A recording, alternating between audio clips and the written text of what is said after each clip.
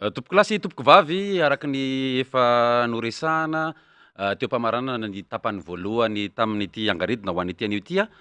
de nisy ny filazana teo ny amin'ny fiverenana indray eto amin'ny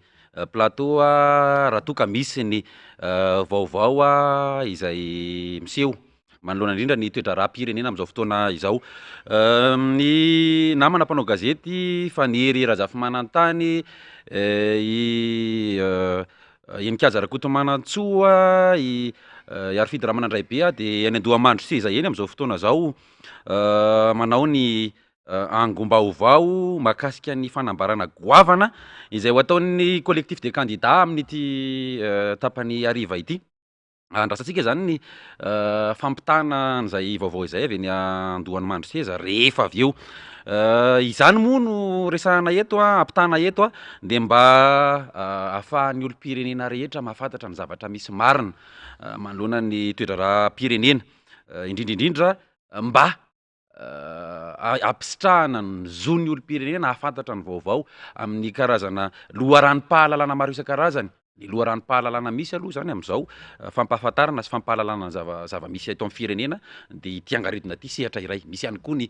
sehatra hafa mety samy manana ny zoro hitondrany azy fa de izay no iverenanay ato anatin'ny angaredina tapany faharoa hoentina mampita ny zava-misy ho fantatry ny tsirairay. Efa napetraka moa ny fanamby amin'ny hoe izaha eto amin'ny angaredina de hanatsara ny fandaharana raha nisy ny fiatoana teo aloha teo nisy ny fangatahana ihany koa avy aminareo olom-pirenena hoe tena tokony mba miezaka ianareo amin'ny fampitana ny zavatra misy satria izahay tsisy afa-tsy io no mba loharanom-baovao azonay antoka fa vao marina. Izany no hitondrana ny tapany faharoa indray ho an'ity angaredikevitra ity. Ndresahana foana moa ny tao anatin'izay indrindrindra tao aorianan'ny fahaenina amby folo ny volana novambra ny hoe ilana ny fakan-kevitra na ny concertation nationale eto amin'ny firenena zany ho an'ireo vondrikery, ireo mpisehatra politika, ny fiarahamonim-pirenena, ny avy any ivelany ihany koa raha de maneho ny heviny mahakasika ny toetra raha misy eto amin'ny eto Madagasikara am'izao fotoana zao izay tokony aompana makany amin'ny fifampidiniana. Tsy mbola misy aloha ny famaritana hoe rianina ny manana ny marina na rianina ny manana ny rariny na rianina manana ny hitsiny fa voalohany de mila mahay fampiaino ny malagasy ka naharesy lahatra ny vovonana teo amin'ny filohan'ny teny miram-pirenena araka tamin'ny ray aman-dreny ny FFKM amin'ny fitadiavana vahaolana fampifanantonana ny heverina fa tompon'antoka amin'ny famerenana ny asin'izany firenena zany ho tany tandalana fa indrindra ao anatin'ny fitoniana sy filaminana. Inona no ampilamina de inona no isin'ny fitoniana eto Madagasikara. Diso ny fironan-kevitra milaza fa rehefa tsy zao de manakorotana na rehefa zao de tsy de manakorotana. Misy moa ny mpitandro ny filaminana zay vao nijerevantsika hoe tokony ho tony ny vahoaka aleo zay lany eo de lany. Tsy any am'le hoe lany sy lany aloha satria raha ny collectif des candidats de nahita fa tsy tomomba anaraky ny tokony ho izy ny fifidianana zay natao teto iny ka nisokajy an'izany hoe heverinay tony tsy misy iny. Misy ny rafitra zay misy eto amintsika hoe efa niezaka zahay nanao anareo ny tsy te hanao eo. Zany rehetrarehetra zany de samy zoro samy hafa amin'ny fomba fijery samy hafa fa ny hevitra izay takina am'izao fotoana zao de ahoana ny anarenana ny firenena satria samy mahare mangirifiry sy maharary daholo zao ny malagasy rehetra na tsy mivantana aza zany. Araky ny nolazaiko tamin'ny fakomaly moa de tsy tavela ao an-trano tsy voatako ny varavarana sy ny rindrina intsony ny fahantrana sy ny fahasairana ny vahoaka malagasy fa efa miariary ety ivelany. Hitantsika ihany koa ny tsy fandriam-pahalemana manerana ny Madagasikara am'izao fotoana zao ireny de tsy maintsy resahana satria ny antom-pisiny zay hitantana eo de ny ampandroso tondra fandrosoana ho an'ny Madagasikara. Ny fandrosoana nefa misy ny fototra iangan'ny fandrosoana fanarahan-dalàna eo ihany koa ny fihainoanan'ny vahoaka amin'ny alalan'ny solotenany mety ho ny solombavam-bahoaka mety ho ny mpitantana mety ho ny fikambanana mety ho ny firaisamonim-pirenena na ny société civile ireny rehetra reny de maneho ny heviny ka tokony ifampiaino aloha isika malagasy mba hahafahantsika mitady ny vahaolana fa raha samy efa manana ny ao andohany de tsy maintsy niazy ihany ny tanterahana de eto sika hiara hijinja ny vokany zay. Io tsinona ny zava-mitranga eto amin'ny firenena tsy hoe ho an'izay ny fidy andranina ihany fa mba ho maro toerana izay olona hitantana ny firenena satria androm-panjakana ray ny filoham-pirenena fa tsy hoe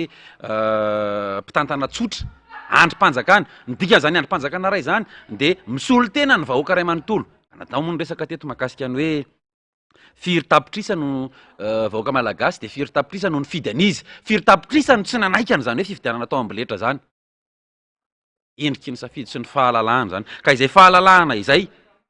de tokony tafiditra anatin'ny fenitry ny fifampitokisana raha tsy mahay fampatoky sika malagasy ny endriky ny fampitokisana resahana eto de hoe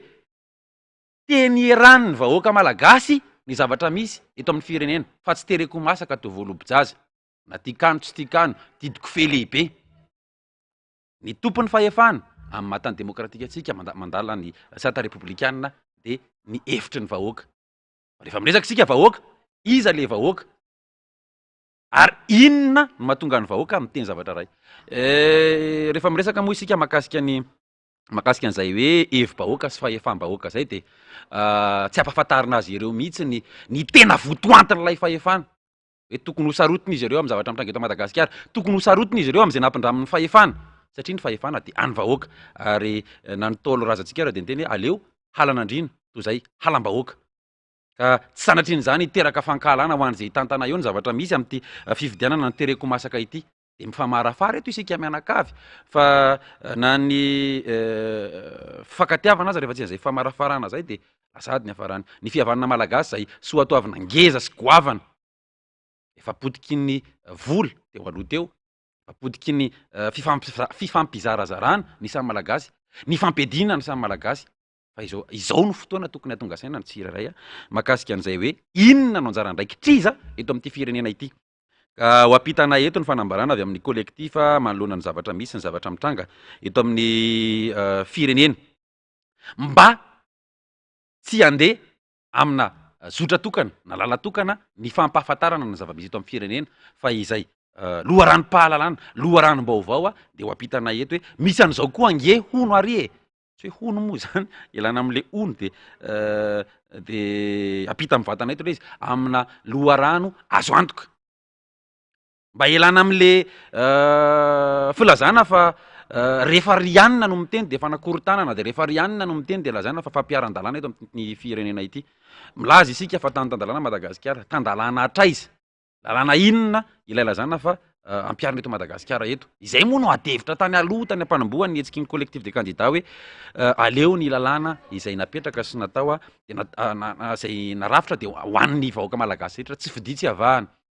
fa zary mitanila indraindray ny fitsarana misy eto amintsika ka ny lalàna nampiarina ho an'ny madinika ihany ampanginana azy mba tsy ahafahany miteny tsy ahafahany milaza ny mangiry firy azy zay moa no antom-pisin'ny angaredona hoe amme isolo tena isolo vava ndreo izay te hiteny nefa tsy afaka miteny ary iny zavatra marina inina avilivily any amin'ny tsy tokony ho izy PDB ny ao amin'ny tambajotra tsirasera moa no afaka manao an'izay tamberikevitra na amin'ny alalan'ny taria zany na amin'ny alalan'ny afatra miafina ny milaza an'le hoe inona no mbola antony sy nyty angaredina ity fa maninona no mbola manao angaredina ianareo ny antony angaredina ny antony mbola isin'ny angaredina tompoko de tsy ho an'le hoe zavatra nitrangany hoe misy matsy namatry hoe etsika fotsy ihany io de collectif de candidat hoe tsy zay fa ny angaredina de ho an'ny firenena ary fampitana sy ny fanomezana ny vahoaka malagasy ny zavatra misy eto mba tsy ampironana ny saina ny amin'ny zavatra tsy izy ampanadinona azy ny zavatra hita fa tsy nanjary eto amin'ny firenena raha tamin'ny maraina moa ny resaka mahakasika ny resaka predator de mety zay tokoa zay vao nahatsikaritra indray ndraiky ay moa nisy zany resaka predator zany tokoa teto amintsika fa samy nanadinodino tany nisy zavatra ny fomba nteneneny Kazarakotomanantsoa azy moa de hoe nisy trangan-javatra tsy nandeha araky ny tokony ho izy teo nanakona n'ilay zavatra tsy araky ny tokony ho izy tany aloha de adinodinony be so maro hoe ay nisy an'izany tokoa moa de naompana tany amina fifidianana nyterena ny malagasy de tsisy nahatadidy hoe talohan'izany fifidianana zany ange nisy fitakina natao teto e talohan'izany fifidianana zany ange nisy fampanona lakolosy mahakasika ny ayatsy havanana amin'ny mety ho vokatra zay fifidianana tsy madio sy tsy mangarara izay e. Rehefa nandeha moa ny fifidianana zay tsy nandraisan'ny rehetra anjara ka nampiakapeo sy nilaza ny heviny ny fiarahamonim-pirenena na ny avy amin'ny Transparency International na ny avy amin'ny fianakaviam-be raisam-pirenena na ny ray aman-dreny maro isan-karazany teto amin'ny firenena hoe tsy araky ny tokony ho izy io, de lasa mandeha zotra tokana foana ihany ny fampitana hoe tsy maintsy io ka, de ampiasana ireo vondrokery maro isan-karazany eto amin'ny firenena na ny mpitandro filaminana na ny mpitantana ny amin'ny hoe tsy maintsy akihana zavatra mitranga zavatra misy eo ka na misy ny fitarainana de ino zany riazon-damosiko ka izahay de hitondra ny fampahafantarana ny vahoaka malagasy ny hoe inona moa zany ny zavatra any ambadika any tokoa le ndresako tamin'ny maraina hoe any ambadiky ny rideau mba tsy ho le teatra fotsiny hita fa misy fikonokononana any ananinaniny tsy fantatry ny malagasy ny amin'ny paipaika sy ny mety efa volavolan-kevitra vao homana melohan'ny fotoana. Misy zavatra eto tsy fantatry ny malagasy por ny ampatoriana zany ny malagasy de asaina mitady ale raika-poaka isan'andro foana ihany aloha. Aza mieritreritra resaka politika zany nareo fa ny politika zany tsy natao any rehetra. Fa diso ny fiheverana fa tsy tompon'antoka amin'ny filaminana sy ny fitoniana eto Madagasikara ny isam-batan'olona satria misy ny akony zany ho an'ny rapitso sy ny rafakapitso. Ka isika moa zany anatin'ny fotoana na fampangararana angamba ny midika tena malaza fampangararana ny zavatra misy eto amin'ny firenena. Inona ny zavatra mitranga tokony fantatry ny vahoaka malagasy, inona ny zavatra afenina azy ireo ka takotakonina manginonareo aza miteniteny aloha ka nahazo tombony ny sasany ny amin'ny tsy nisina hetsika ohatra amin'ny fanoherana zavatra hoe hitany misy tsy aradrariny angely retsy eto e. Nisy ny fampanenoana lakolosy maro isan-karazany hatramin'izay na tsy voatery resam-pifidianana aza io fa tamina zavatra hafa. Misy tsy sanatrin' zany mamofo tamandry fa ty moa resaka nataoko tamina namana hoe nisy mpitolona teto miditra ny amponja nivoaka ny fonja izy andevin-janaka na no nivoan'ny fonja. Marary ho an'ny malagasy amin'ny mandevin-janaka zany kanefa ny fanampiny de avy any amponja no nivoaka andevin-janaka. Fa rehefa lasa ny saina maneritreritra mandinika sy mamakafaka ny zavatra mitranga de ny malagasy rehetra mihitsy am'izao no voafonja ao anatina fahantrana, ao anatina tsy fahalalana. De ny zanaka malagasy eto isika mianakavy ataoko anaty farangososina ty teny ty mba ialana amin'ny fanafitoinana fa sanatrin'izany isika mianakavy no andevina zanatsika tsy ara-batana fa ara-tsaina. Ny zanaky ny malagasy de ho faty ara-tsaina raha toka zao ny zavatra mitranga satria ray voalohany indrindra na izy akatahaka ny fanao ratsy atao am'mpanao politika eto na izy ho faty ara-tsaina noho ny fanabadona izay atao eto Madagasikara. E raha tsika mahita zao ny zavatra misy ny amin'ny anjerimanontolo hoe iza no hitantana an'ity Madagasikara ity rapitso sy rafakapitso ny tanora malagasy am'izao fotoana zao. Nefa io e raha mahita io ny zavatra misy ny zavatra mitranga iny amin'ny anjerimanontolo fa tsy misy ny fitadiavana vahaolana ho an'izay fampianarana mba tonga ambony zay. Efa mandeha ny vaovao eny dohany mandroseza eny ho raisika avy hatrany ny fampitana mivantana am'izao fotoana izao miaraka amin'ny collectif des candidats. Aloha ny sahana andraikitra ambony teto amin'ny firenena ankoatra azy ireo misy ihany koa ny lehiben'ny antoko politika, lehibe na vondrona politika tonga eto mpanao politika isan-tsokajiny ary manatrika antsika eto ny olom-boafety maro lafy solombavam-bahoaka ny Madagasikara, loholon'ny Madagasikara ary tsy ny adino satria isan'ny lehibe indrindra ireo solombavam-bahoaka, ireo olom-boafety avy ny fotony avy any anivon'ny vondrombahoaka paritra Tsinjarapahefana misy olon-tena ny manerana ny Madagasikara izay nahatonga solon-tena eto zany ny ben'ny tanàna sy ny mpanolon-tsaina izay tsy ary ho afaka vahana. Eto ihany koa ny ray aman-dreny izay ambarantsika hoe ara-piarahamonina, ny ray aman-dreny ara-drazana isika malagasy dia tsy mba manao tsinitsinina azy reny satria reny no toteny any amin'ny fiarahamonina enoiny ny mpiarabelona rehefa very fanambola velona ny mpanao politika dia any amin'ny ray aman-dreny no mitotototo ary rehefa mijorony any amin'ny fiarahamonina dia ny ray aman-dreny eny fotony matetika no tena mahavaolana na tonga soloteny eto ihany koa izy ireny manerana ny Madagasikara tompoko dia ny solotena ny fiarahamon'ny pirenena ny fikambanana samihafa ihany koa dia tonga eto izay isan'ny nanatrika ny fifidianana miatrika ny fifidianana naneo faneho-kevitra samihafa manodidina ny raharaha-pirenena dia tsy adino ny syndikalista maro isan-karazany izay isan'ny atao hoe ny fantohan'ny micro sy ny sarinay mpanao gazety nandritra ny 7 taona 5 taona satria isan'ny nandray anjara feno tamin'ny raharaha-pirenena izy ireny niaran-javatra maro ihany koa ny tontolon'ny syndicat dia mazava ho azy ny solotena avy amin'ny faritra 320 ireo malagasy praitandrazana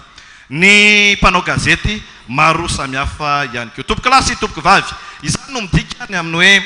voasolotena eto Madagasikara iray manontolo ary dia anterina ny fankasitrahana antsika rehetra mahafohy fotoana mahafohy andro mibanjina mijery izay mahasoa ny tanindrazana tehaka mafy be atsika menakafo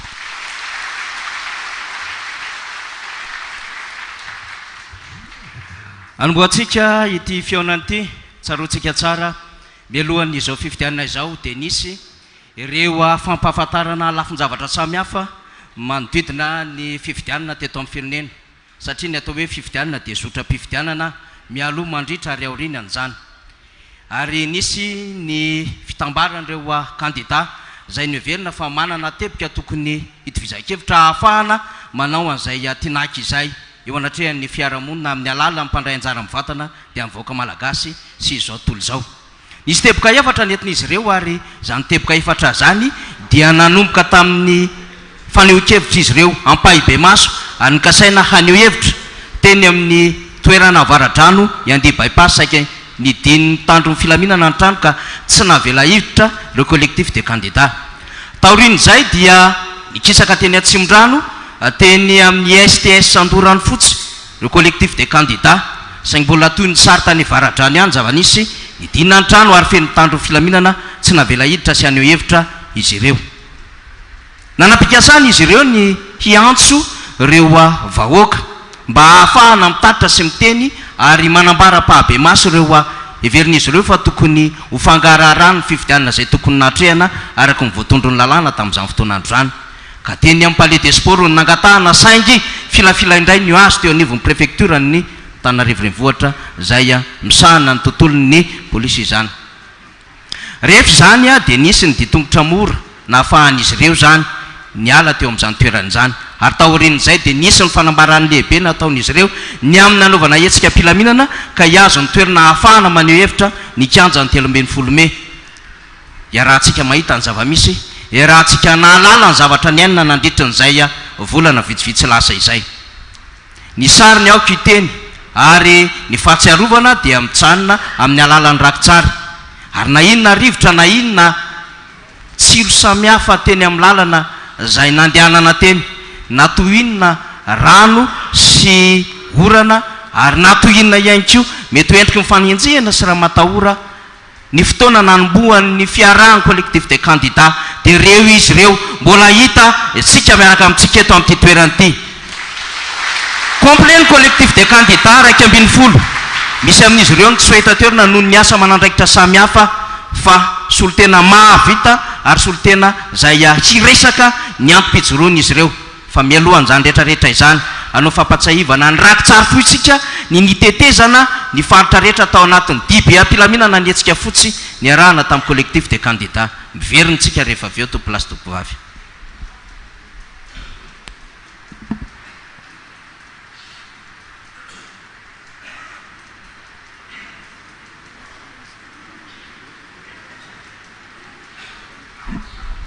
miandry an'le rakitsary sika rehefa avonina ny teknisianina dia arotsatsika avy hatrany le rakitsary mirakitra ny di nandritry ny fotoana lavalava ny arahana tamin'ny collectif de candidat tao anatin'izay hetsika fotsy sy diebe ampilaminana ny tety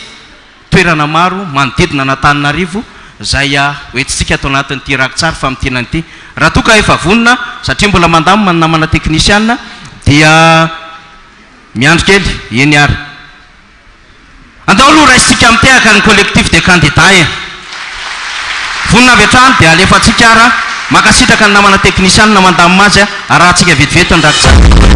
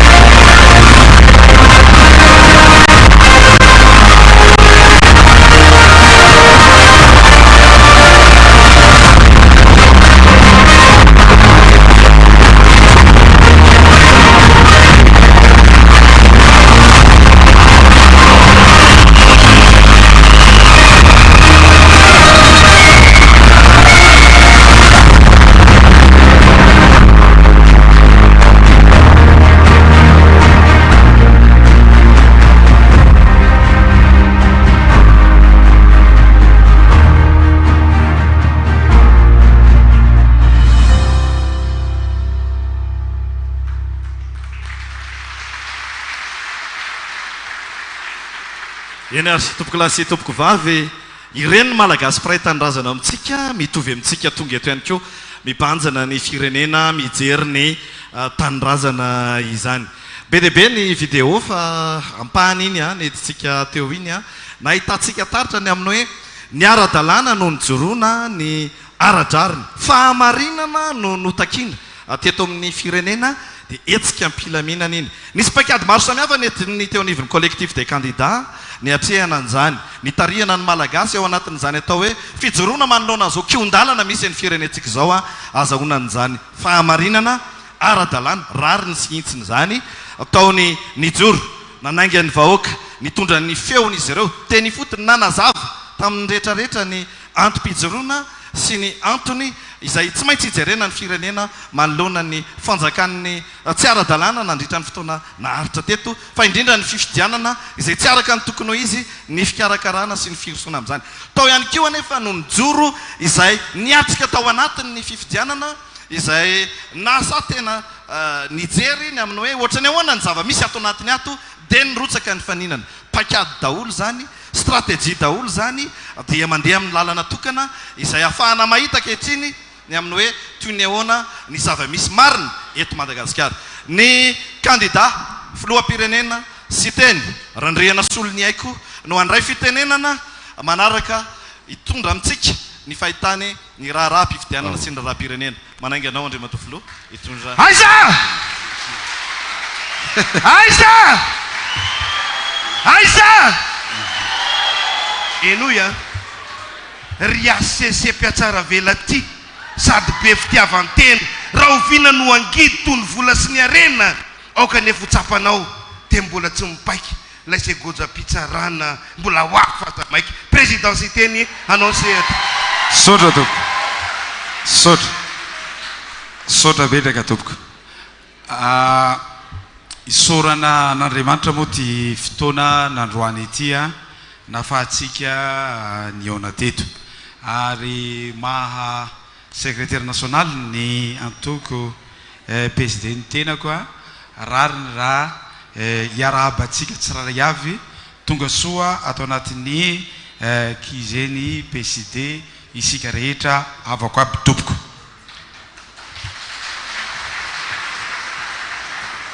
Manarak'izay dia ny zavatra ho resahantsika eto dia momba n'le fifidianana. Rehefa fifidianana moa no resahana dia misy ny safidiny vahoaka malagasy izay tena masina indrindra, izay nokitsakitrahana nandritra niny fifidianana izay natao tamin'ny 11 ny volana novambra teo. Izaho tompoko dia nanapa-kevitra hirotsaka ho filoham-pirenena ary nandray anjara aho tamin'iny fifidianana izay natao teo iny. Ny antony voalohany mba ahafahako mahafantatra ny fraude rehetra sy ny kolokolo rehetra izay nisy nandritra ny fifidianana iny. Ny lalàna koa dia miteny droako mihitsiny ny mikonteste zavatra tsy nety rehetra nandritra n'iny fifidianana iny izany. Zavatra anankisivy eo no tiako ambara satria betsaka ny handray fitenenana eto rehefa avy eo. Zavatra tsapa aloha nandritra n'iny andro ny fifidianana iny dia nekeny président Seny fa tsy navela niditra ny délégué naya rehetra nanerana ny Madagasikara. Raha tsy nanomboka tamin'ny 12 teo izay vao navela niditra ny délégué ary nekeny misy voaka gazety io voaka tamin'ny télé io voaka tamin'ny Facebook io nekeny président Seny nekeny président Seny hoe tsy tafiditra ny délégué ny prositeny nanerana Madagasikara ary niteny izy tamin'io hoe fefa miezaka izahay hampidirana an'ireo délégué reo. Ohatra vitsivitsy vokatsy ny tsy fisiny délégué tao anatin'ny bureau de vote nanerana Madagasikara mazava ho azy fa ny isan'ny inscrit hafa, ny isan'ny mpifidy hafa. Ny antony dia zao hoe betsaka loatra ny bulletin nampidirina nandritra n'iny fifidianana iny. Ray izay. Faharoa, raha tokony ho izy aorian'ny fanambarana ny voka-pifidianana vonjimaika izay ataon'ny Seny, tokony 5 andro aorian'io izay vao hamoaka ny anazy koa ny ACC. Ny zava-misy dia tsy nakatoavin'ny ACC fa maika ohatran'ny hoy izy fitenenana avy any Tuileries zay maika ohatran'ny fihinanana tsy naikena izy tia. Tsy haiko inona ny zavatra hoarotona ao anatin'izay zavatra zay. Zay dia fahitana koa an'izay tsy fanarahan-dalàna. Nefa izahay nandefa taratasy tany amin'ny Seny, tany amin'ny ACC, nangataka confrontation alohany anekenay an'io voka-pifidianana io. Ny lalàna koa dia manome anay an'izany fahefana zany, manome antsika an'izany fahefana zany, nangataka confrontation, nekeny Seny le izy. Eto aty ary izy rehefa tonga tao amin'izay izahay nitondra carton BDB tao amin'ny Seny, dia niteny zareo le alao aloha anankitelo reto nalefa. Jerena le izy mitovy ny PV-ny Seny sy ny PV-ny prositeny. Fa tsy mitovy ny voka-pifidianana apetraka eny amin'ny site izy 100% ny jerena teo tsy mitovy. Dia hoy izy zahay hoe noho izao zavatra hitatsika izao dia mangataka izahay confrontation ny PV par PV, brao de vote par brao de vote. Nalefanay le taratasy ataovy taratasy nataony hoe taratasy tonga ara-potoana araka ny lalàna respecté daholo zany ry avako aby. Zavanisy iny valiteny nataony président Seny tsy nekeny zareo le izy dia mbola niteny izahay nandefa solotena tany amin'ny présidence ny iaona mivantana mihitsy hoe raha-pirenena izy ity satria fifidianana ho filoha pirenena mangataka izay ary masina loatra ny safidiny malagasy rehetra dia mangataka izahay mba hatao io confrontation zay nareo vao amoaka an'io valim-pifidianana vonjomaika io fefa tsy afaka miverina tsony izay fefa non droitnay zany dia mangataka izahay valiny moa zavatra hitatsika fatapoko fatapirenena fa tsy nanaiky mihitsy ny Seny hoe hisin'io confrontation. Ny antony dia zao voalohany indrindra inona moa ny fiarovana na sécurité ny bulletin voalohany dia le QR code. Rehefa nijerena ny QR code rehetra manerana ny Madagasikara avako aby dia rehefa flashenay le izy raha ohatra ao ampe flou dia iny QR code ny any amaron-tsetsa iny zavatra iny. Jerenay koa ny any Tuiliara any Amazenga ny anazy dikan'izay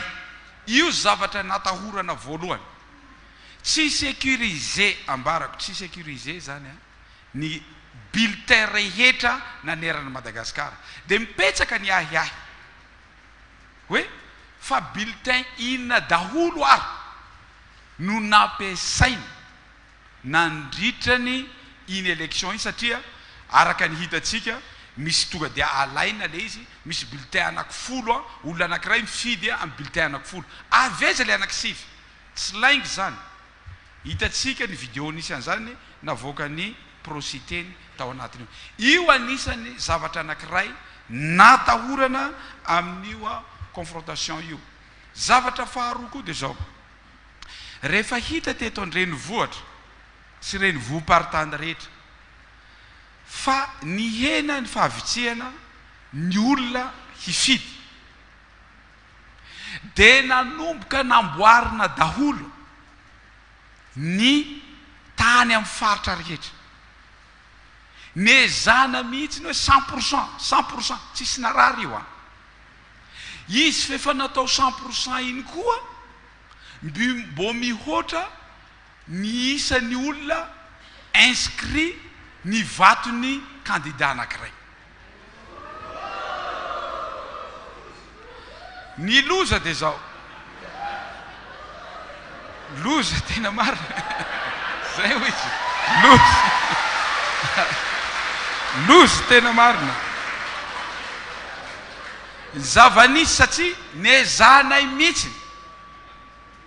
ry avako aby ry vahoaka malagasy rehetra manaraka an'izao zavatra nezanay mihitsy ny hoe hanara-dalàna atsika tsy hiteny fa avy alao mihitsy ho ao amin'ny Seny na any amin'ny ACC hanao confrontation betsaka tompoko ny commune manerana ny Madagasikara ny isan'ny inscrit mihoatra ny vatony candidat anankiray zay tsy mihoatra folo na zato fa mihoatra anarivony mihitsiny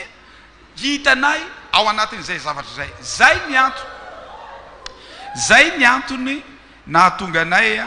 ny teny hoe ilaina io confrontation zava-misy amin'izao fotoana izao tsy vitany hoe tsy nampidirina ireo délégué nanerana ny Madagasikara fa nisy koa élection tsy natao tamin'le 16 fa natao tamin'ny 17 zay tsy mifanaraka amin'ny lalàna antsika zany tompoko lazy tompoko vavy ny bulletin rehetra anananay proof ny bulletin rehetra nandeha nanerana Madagasikara ary anananay proof sarety no nitondra azy lakana nitondra azy tsy nisy mihitsiny hoe fiarovana an'io bulletin io a misy miaramila mipetraka ny miaramila azy hitantsika tamin'ny vidéo zay nalefanay iny a tonga dia alaina zao mihitsy ny hirina hoentina any antsanon'olona any a dia any zareo manao azy farany ao aminay ihany zany zavatra zany satria zay nitadiavanay confrontation e olona tokany commune anankiray olona tokany no manao PV-ny zay tadiavanay le PV-ny zareo avy ihany hoe avoay ny PV-nareo avoakanay ny PV-nay fa manina olona tokana no mivadiky nanao an'le PV-ny commune anankiray zay atao hoe sarodalana ka ambarako miaraka amin'reto candidat rahalahy ray aman-dreny miaraka aminay reto raha tsy misy ny confrontation tsy manaiky an'io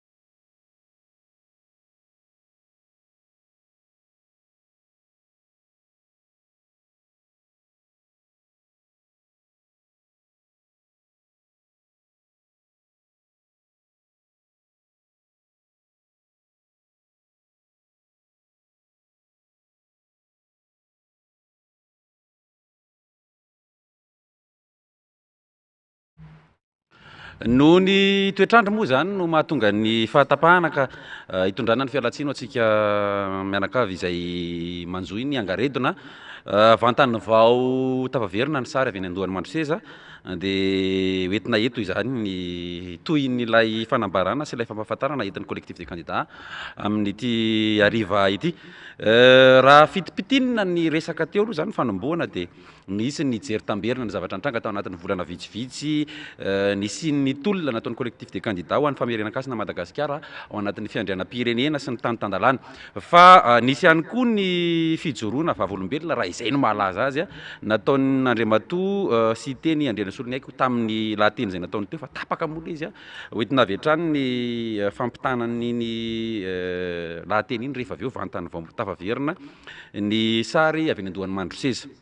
ny fanontaniana maro dia maro tonga aty aminay dia hoe tsy efa tara ve raha zao vao iteninareo mahakasika ny tsy fahatomombanana ny valiny dia tsotra tsy voazao akory nisy ny fampahafantarana sy ny filazana ny hoe tsy araka ny tokony ho izy io fifidianana zay atao io a misy ny tsy fahatomombanana maro isan-karazany sy ny mety ho halatra tamin'izany fotoan'androny a nanomboana ny fampielezan-kevitra sy ny zotra-pifidianana dia izao zany no anambarana amin'ny malagasy satria efa nandeha mola izy niterena andeha dia nisy ny candidat ray anjara tao anatin'ilay fifidianana zay natao a nisy ny candidat nanohitra hatramin'ny farany hoe tsy mety io amboary aloha dia diovy ny tokotany ny raha antsika nahita zany rehetra zany fa nisy ihany koa ny paika nalamina ny collectif des candidats amin'ny fiatrehanana izay fifidianana izay hoe raha ohatra ka tsy maintsy mandeha reo dia ndao a ho porofona fa tsy araka ny tokony ho izy nisy teo ny fanambarana mahakasika ny fahatarana ny fampidirana an'ireo solotena ny candidat tany amin'ny raom-pifidianana nisy ihany koa ny tsy fahatomombanana maro isan-karazany hita tamin'ny fahenina ambin'ny folo ny volana novambra oetsika eo moa zany ny toyiny satria raha ny zavatra nytenen'ny candidat sy tena andrena solony haiko de lafin-javatra sivy no lazainy mahakasika ny zavanitranga tamin'izay fifidianana izay. Ny fanontaniana zany a izay napetraka reo hoe maninona n'izao vao miteny tsy hoe zao vao miteny efa niteny foana hatramin'izay ary mbola mitoy ny fitenenana mandra-pivoaka ny marina manoloana n'izay raharaham-pifidianana teto Madagasikara izay. Ary ny mason'izao tontolo zao dia aty Madagasikara no mifantoka hoe inona ny zavatra hitranga, anao ahoana sy anahoana ny fepetra ho raisin'ny kolektifa manoloana ny fahitana ny tsy fanjarian'ny fifidianana zay natao teo.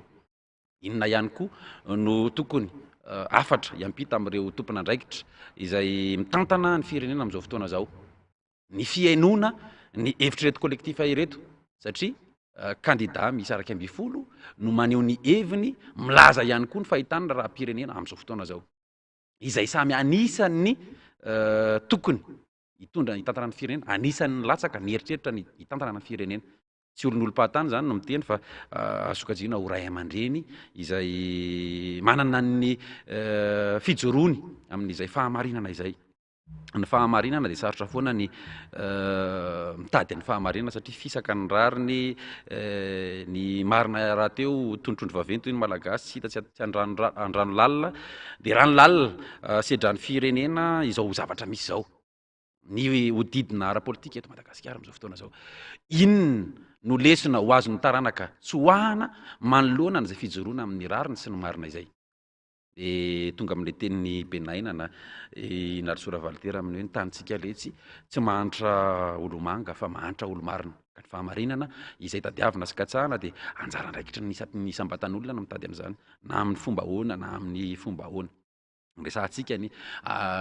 laza ratsy ny Madagasikara manoloana n'izao tontolo zao tamin'ny resaka tsy fahampikanina tsy fahampitsakafo teo izay any amin'ny lalana fahaefatra amby roapolo amby zato amin'ny dimy amby roapolo amby zato no misy any Madagasikara tonga pakivaky sady marary ny mamenatra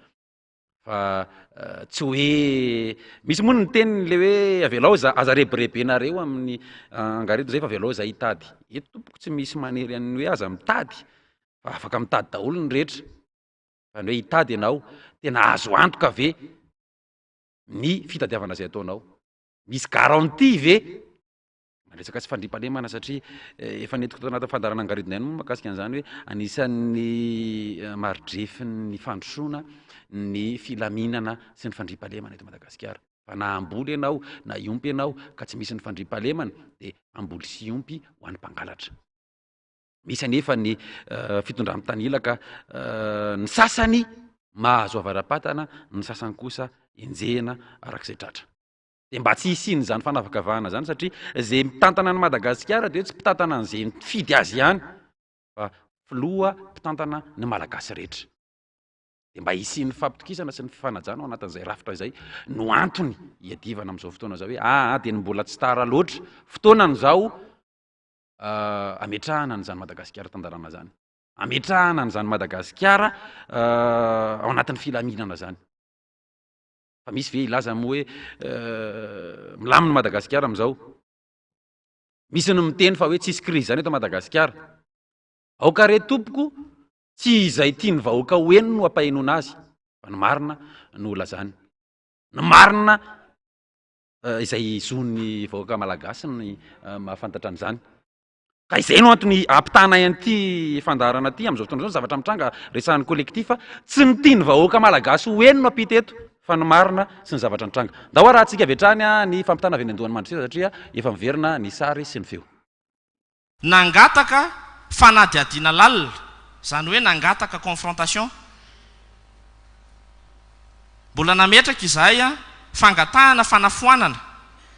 ny voka-pifidianana tamin'ireo birao fandatsaham-bato na ahitana tsy fahatomombanana. Nangataka ihany koa fanafoanana ny statistika navoaka ny seni izay hita fa diso.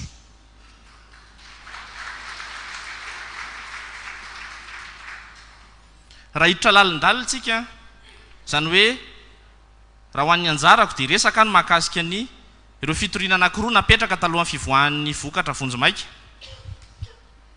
Voalohany amin'izany ny fitoriana mangataka ny fanatsoanan-darana ny candidat laharana fahatelo.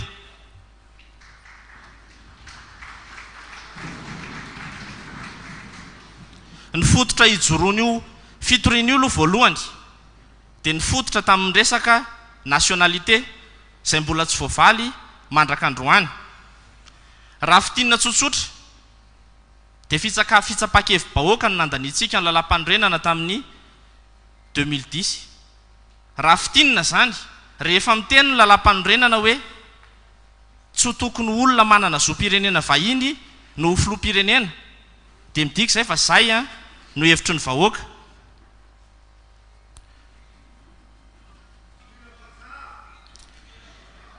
Raha ny zavatra hita dia mbola tsy nitsarain'ny fitsarana io resaka nationalité io, dia izay no nangatahanay tamin'io fitoriana voalohany io no mba ahitan'ny fitsarana aloha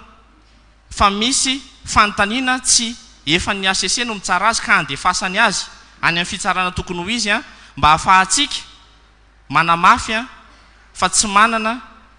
zo sy fahefana hitondra firenena ny vahiny.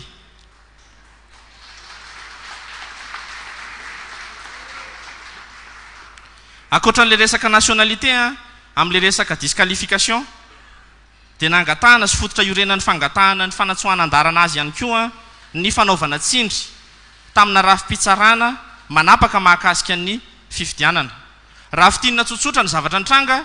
dia nisy fangatahana nataon'ny collectif des candidats ny amin'ny tokony hanemorana ny fifidianana. Namoaka didim-pitsarana ny HCC nanemotra n'izany ho herinandro. Taorianan'izay dia nanao tsindry tamin'ny HCC ny candidat numéro 3 nanao fampelezan-kevitra tany a Diego tamin'ny fitenenana fa tsy ekeny zany ary tsy tokony hisy intsony. Ny fanaovana tsindry dia voararany lalàna ary miteraka disqualification satria raha iverenako ny zavatra nyteneniko tany am-panokafana dia tokony hitovy avokoa ny candidat rehetra mandritra ny fiatrehana ny fifidianana ary ny candidat mahavita manao tsindry zany dia mieritreritra sy mitondra tena ho mbola toy ny filoha-pirenena perinasa koa satria tsy mitovy amin'ny candidat hafa dia tokony arirariny raha didina ny fanatsoana azy andarana.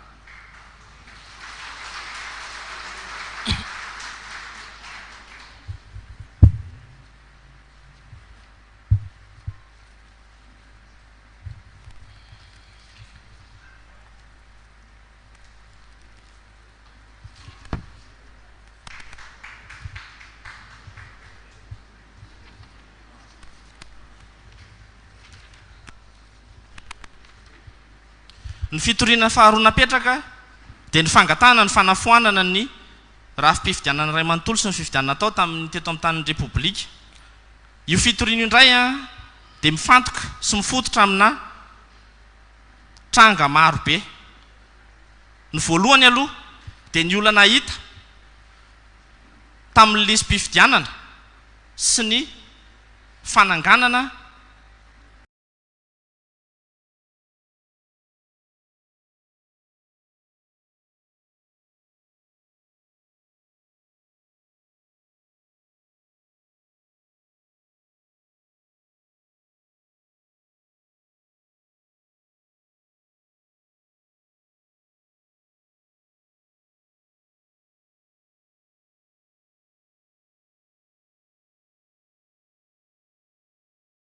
hiteraka fanohitohinana ny fahamarinany ny fifidianana valim-pifidianana io lista io. Ohatra amin'izany ary zavatra faran'izay ngeda ny lalàna no mametraka zany hoe famenona sy ny fanovana azy namoaka noty anefa ny seni zany hoe fanapahan-kevitra zareo samy rery tao no nanaovan'izy ireo ny calendrier. Tranga anankiray faharoa ny olona nasaina nanao ny fanisahana vahoaka dia olona tsy voafaritry ny lalàna. Lalàna mametraka fa tokony ho commission locale de recensement des électeurs no manao fanisahana vahoaka. Rehefa nanao fanisahana nefa ny senira nanangana ny lisam-pifidianana dia olon-tsotra sady tsy voafaritry ny lalàna no tsy hay mazava ny sata amin'ny fe azy no nampanaoviny zareo azy. Noho izany na tsotohizana ara ny famelabelarana hafa hatreo fotsiny dia fampitenenana fa ireo oloreo a dia tokony miaraka amin'ny zavatra rehetra nataony ho foanana ny fanendrena azy zany sy ny asa vitana. Ankoatran'io teo ihany koa ny fanolonany sy ny filopokotany marobe a talohan'ny talohan'ny fanaovana ny lisym-pifidianana. Raha iverenana tsotsotra dia fa maninona ny tsy ara-dalàna ireo fanoloana filopokotany ireo. Tsy ara-dalàna ny fanoloana filopokotany satria ilay CLRE na commission locale de recensement des électeurs ny teneniko teo aloha dia fototra iorena ny ary mandrafitra azy a ny filopokotany. Ny zavatra nitranga nefa raha mbola amperinasa mbola filoha amperinasa ny kandida anankiray a dia ny filopokotany izay tokony hofidian'ny vahoaka tokony hofidiana amin'ny vantana ka heveriny fa mety hanoitona ny tombotsoany a dia nosoloany tamina teny midina avy any amin'ny chef district. Eo ihany koa ny fifangaroany hoe héritage provisoire na héritage définitif, zany hoe fanatsarana vonjomaika sy fanatsarana tanteraka ny fanotovanana na fanovana ny liste électorale. Satria raha ny lalàna ny nametraka dia teto ihany koa dia mbola fanapahan-kevitra amin'ny rerin'ny CENI no nanitarana sy ny lalaovana ny héritage provisoire sy ny héritage définitif. Zany hoe na nisy vanim-potoana zany nisy olona nampidirina sy navoaka tao anatin'ny lisym-pifidianana tamin'ny fomba tsy ara-dalàna.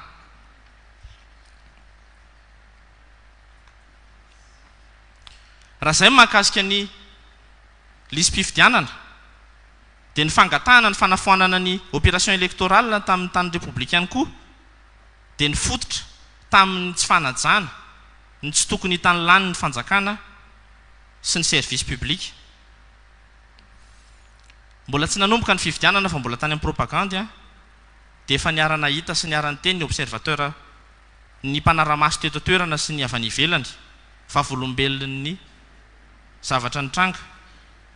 fa voahosohoso ny fahafahany rehetra ny eo safidiny. Satria ny fitaovana sy ny olona nampiasain'ny kandida anankiray dia fitaovam-panjakana sy mpiasa-panjakana ambony mbola amperinasa. Raha tsy teny ohatra afa-tsy ny hoe nisy angidim-by tsy fantatra mazava fa nitafika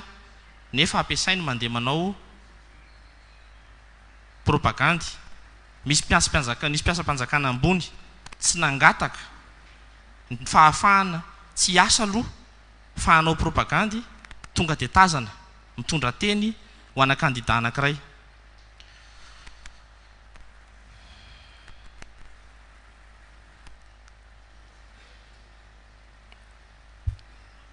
Ankoatran'izay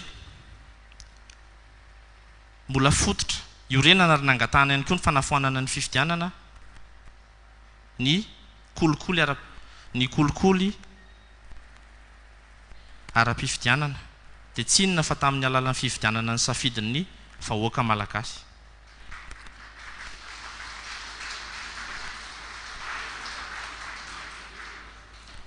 Io trango io mbola misy ary mandraka androany tsy azony zareo lavina satria ny amin'ny QG-n'izy ireo no misy olona marobe milahatra mandeha maka ny vidiny safidin'izy ireo. Ankoatran'io nandritra ny fifidianana dia nisy ny atao hoe fanitsakitsahana ny zo fototra ivezivezy ananan'ny olo-pirenena tsirairay eto amin'ny tany république. Nisy arrêté navoaka ny préfet nametraka couvre-feu, zany hoe famerana ny zon'ny olona ivezivezy mandritra ny fotoam-pifidianana.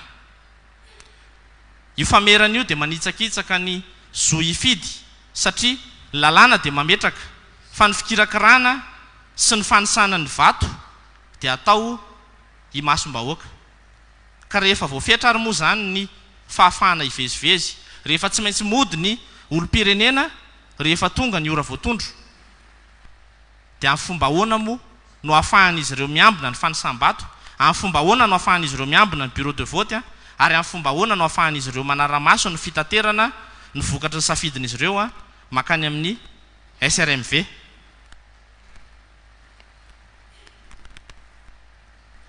Ary farany fototra ny orenan'ny fangatahana ny fanafoanana ny fifidianana manerana ny nosy dia hoe tsy azo nitokisana mihitsy ny fomba ny karakaran'ny seni ny fifidianana. Betsaka ny fampitaovana tsy nanara-penitra nandritra ny fifidianana. Raha tsy ilaza fotsiny tsika ny hoe tamin'ny androm-pifidianana io nge ny raha nahita teny amin'ny fiarahamonina teny fa ny fitaovana ampiasaina tany amin'ny birao fandatsaham-bato sasany dia nalefa taxi borosy. Nisy toerana sasany aza tsy nahavita fifidianana ny andro nitondron'ny lalàna tokony hanaovan'izany fa ny ampitso satria tsy tonga ra-potoana ny fampitaovana. Mahakasika ny fitoriana hafa dia ho tohizan'ny namako angamba ny famelabelarana. Misaotra antsika ny anao hatramin'ny farany.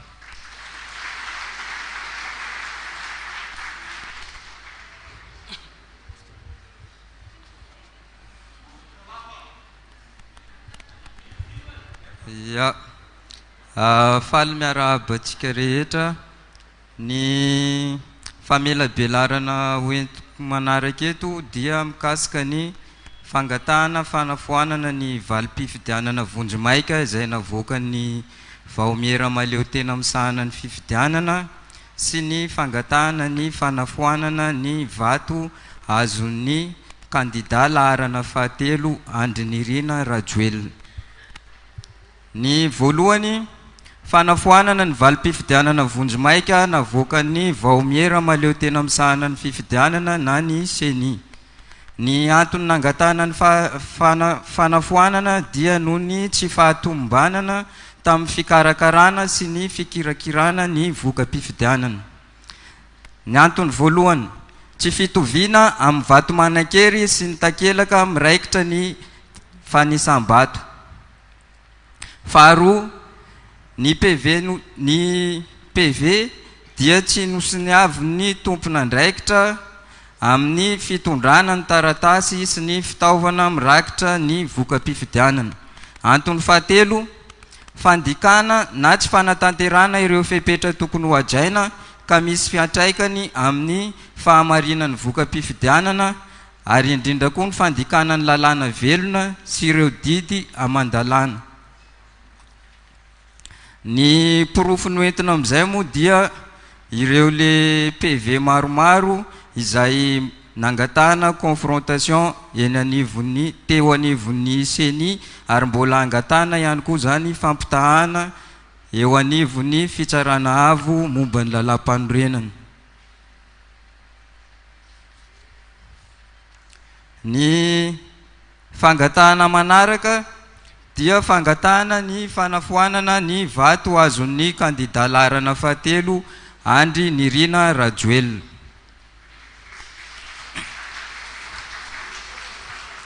Ny antony angatahana ny fanafoanana dia noho ny tsy fanajana ireo fepetra napetraka sy takiany lalàna mba hisiany fifidianana malalaka mangarahara ary manaraka ny fenitra amin'ny fampitoviana ny mpifaninana. Izany rehetra izany dia nisy fiantraikany tamin'ny safidy ataon'ny mpifidy sy ny fahamarinana ary ny fahitsiany izay safidy izay na hoe ny principe de sincérité de vote. Tranga maro moa no manapirofo izany tsy fanaran-dalàna izany ary anisan'ny voalohany ny tsy fanajana ny lalàna amin'ny tsy fiandanian'ny fanjakana sy ny sampandraharaha-panjakana. Toy ny mpiasa-panjakana ambony sy manam-pahefana manao fampielezan-kevitra. Ny fampiasana sainam-pirenena ho amin'ny fampielezan-kevitra. Ka amin'io antony manaraka io dia nangatahana teny anivon'ny aviation civile de Madagascar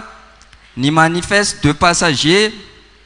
sy ny plan de vol nandehanan'ireo hélicoptère mitondra ny sainam-pirenena malagasy ireo. Satria raha araky ny lalàna hoe la loi c'est dur mais c'est la loi et nul ne peut se prévaloir de sa propre turpitude. Ny PV izay nataony oise moa no mirakitra anio fandikan-dalàna io. Ny fampiasana antony manaraka fampiasana fitaovam-panjakana sy fananam-panjakana mandritra ny fampelezan-kevitra. Anisan'izany ny fampiasana fiara-panjakana ary ny antony farany dia ny fizarana vola, izany hoe nosandaina tamin'ny vola na novidiana tamin'ny vola ny safidy nataony malagasy. Izay sasany mbola tsy tonga saina moa zany raha ny tena marina. Makasitraka tompo.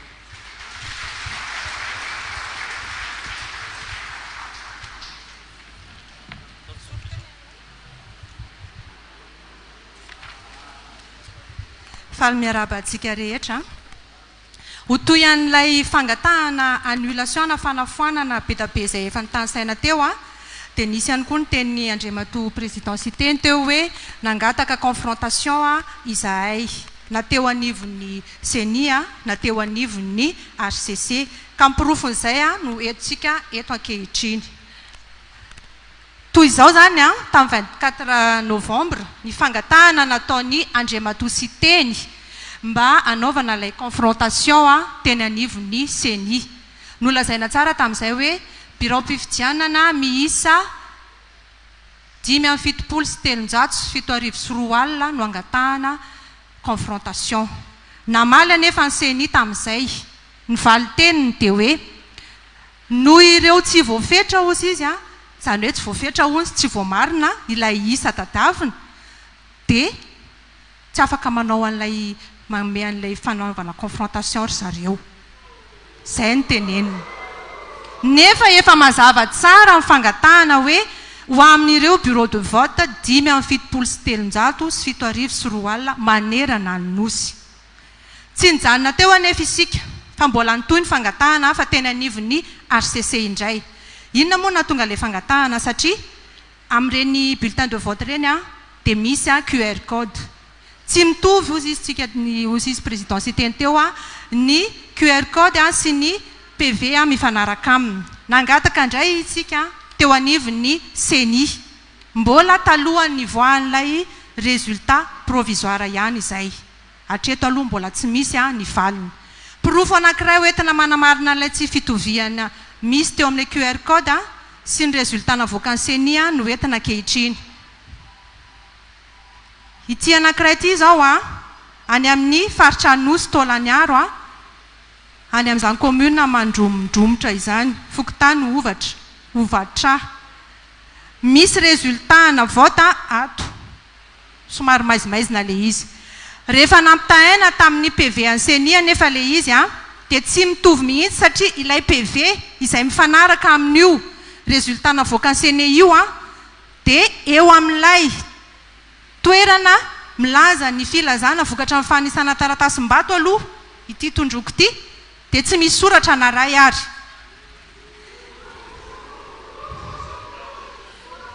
Eo amin'ilay filazana ny isam-bato azy ny candidat tsirairay ihany koa dia tsy soratra na iray ary. Kanefa ny CENI rehefa avy eo namoaka ity résultat ity mikasika ny bureau de vote io milaza izy fa ny candidat Andry Rajoelina dia nahazo vato 2,70. Zay zany aloha anankiray. Nangataka izahay izay confrontation zay amina PV maromaro fa hatramin'izao aloha mbola tsy mivaly izay fangatahana izay. Antony anankiray nangatahana fanafanana ihany koa mikasika ny statistika anormal izay avoakan'ny CENI. Misy tsy fitoviana be da be ao anatin'ilay résultat na élection satria ny isan'ireo tonga mifidy betsaka no ny isan'ireo voasoratra anarana. Ohatra vitsivitsy no entiko anareo eto ankehitriny. Ity anankiray ity zao ny isan'ny tonga mifidy ozy izy 7,20 nefa ny isan'ny voasoratra 4,20. Ny potra vaizy ireo efatra ireo. Manarak'izay ty zao 590 ozy izy ny isan'ny tonga mifidy ny voasoratra anarana nefany a 720 avay zareo telo reo. Ity anankiray ity ny isan'ny tonga mifidy a 720. Ny isan'ny soratra anarana nefany a 770. Hitantsika efa misy différence be na hoe tsy fitoviana ngeza be a eo anatrehan'ny izay rehetrarehetra izay. Noho izay tsy fitoviana izay na tonga anay a nametraka an'ilay fangatahana fanafoanana noho ny statistika diso navoakan'ny CENI. Antony anankiray manaraka na tonga anay nangataka fanafanana ihany koa dia mikasika ny tsy fahazahoana manome fitokisana ny CENI amin'ireo fitaovana na ny rafitra izay ampiasainy. Inona miprofetsika ilazana izany? Misy bureau de vote izay manana PV mitovy daholo ny numéro an'ilay PV.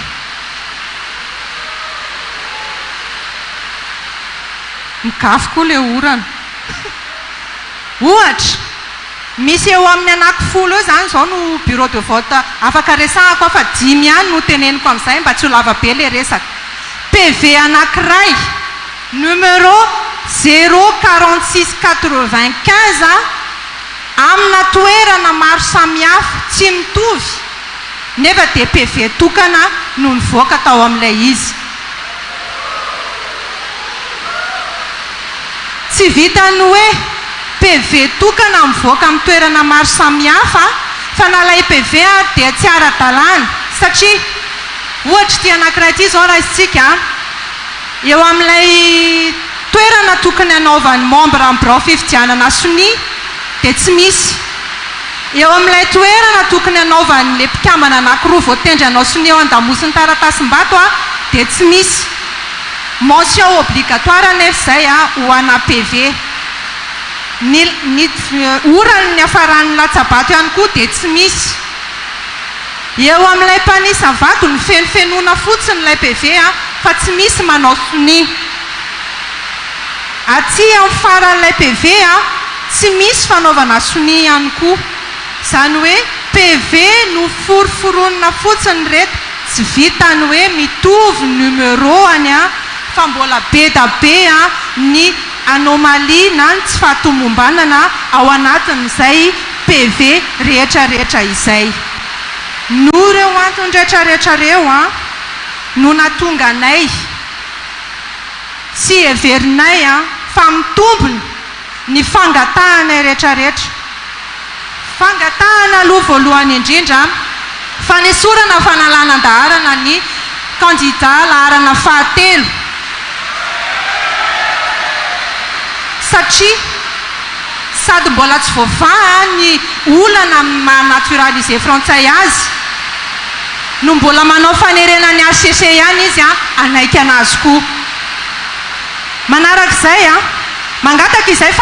fanafanana maro be teo araka ny teny teo hoe ny vato azon'ny candidat numéro 3 angatahanay fanafanana ny voka-pifidianana ao amin'ireo bureau de vote no nahitana tsy fahatomombanan'ireo angatahanay fanafanana. Ny vokatra vonjimaika navoaka ny CENI ny 5 novambra angatahanay fanafanana ihany koa. Fehany ho fanafanana ny fifidianana mihitsy no angatahantsika satria fifidianana feno osika na andiso tanteraka ny tena safidin'ny vahoaka ny fifidianana izay nisy tamin'ny 9 novambra 2023. Tsy mivondro ny candidat ihany nanao an'izay fanambarana makasika an'ireo tsy fahatomombanana sy fanjikan-dalàna reo fa na ny taloha na nandritra nataoriana ny fifidianana dia ireo vondro ny fiarahamonim-pirenena ny syndicat ireo mpanaramaso fifidianana ireo mpiarahamombonantoka sy ny sisa dia nangataka ihany koa ny nanamarina ihany koa ny tsy fahatomombanana nisy sy ny fanjikan-dalàna tamin'iny fifidianana tamin'ny 9 novambra iny. Dikan'izany tsy hoe miteny fotsiny isika na hoe mitoroka be fahatany fa hananantsika pirofo avokoa ny fangatahana fanafanana rehetra izay napetrakantsika tany amin'ny HCC ka hoy izahay hoe everinay fa mitombona ny fangatahana rehetra izay napetrakay. Misaotra tompoko.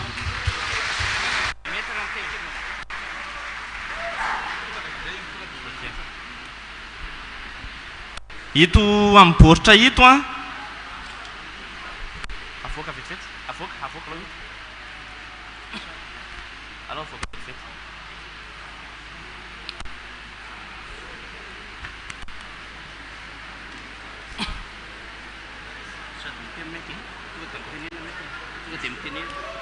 reto amin'ny baoritra reto a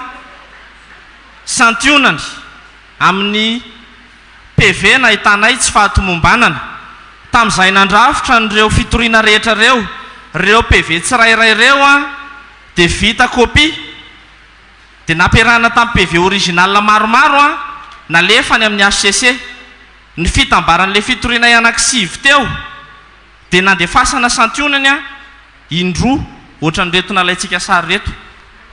Ny fotoana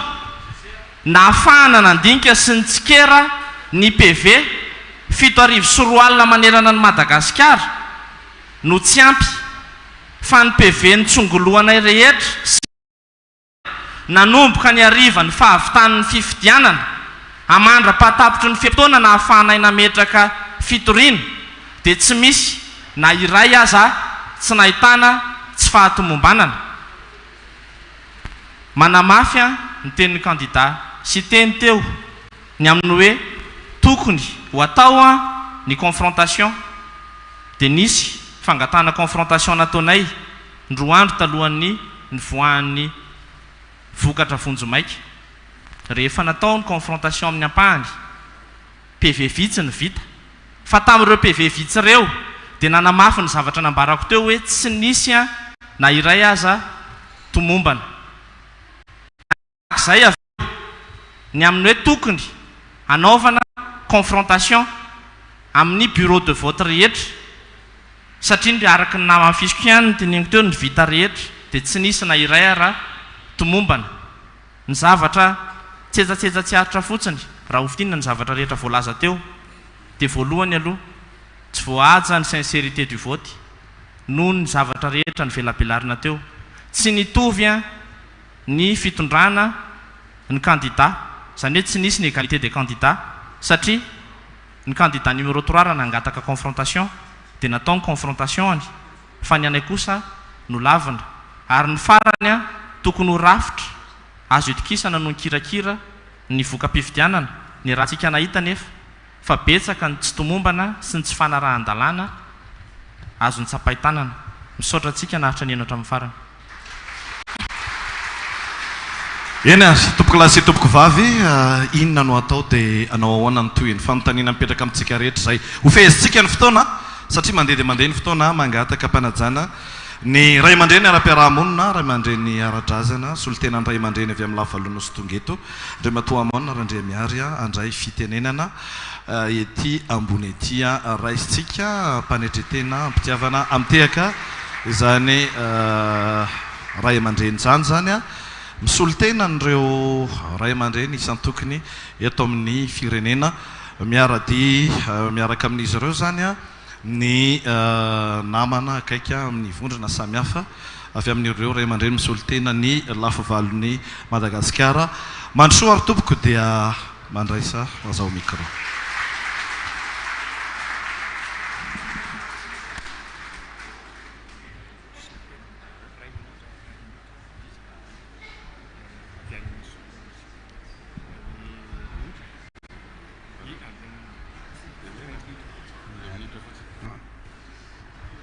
Isaorana ny manome ny fitenenana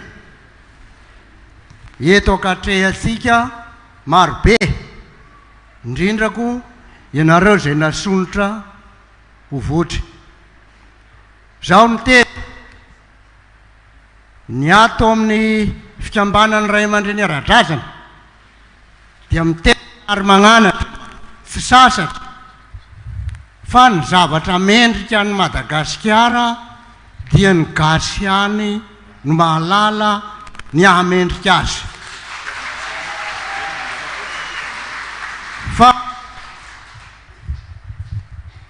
ny zavatra sy aradrariny dia tsy mampipetraka ny hasy Madagasikara izay rahasika miaina ity. Koa noho izany, rafitra nolovaina tamin'ny mpanjanatany tompoko no aigna ny malagasy ka tsy tokony ho ekena fa manana ny rafitra tompony ny Gasikara. Misaotra tompoko lahy, misaotra tompoko va.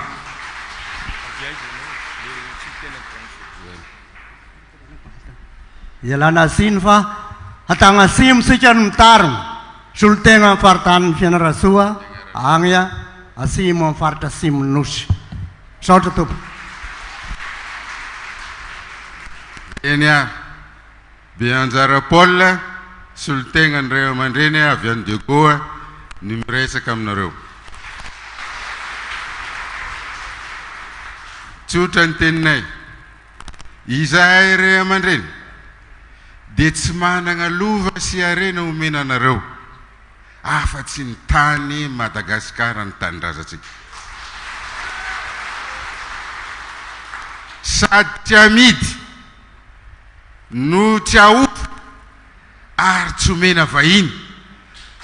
fa sitrak'Andriamanitra no iainantsika eto ary hoan'ny malagasy i Madagasikara.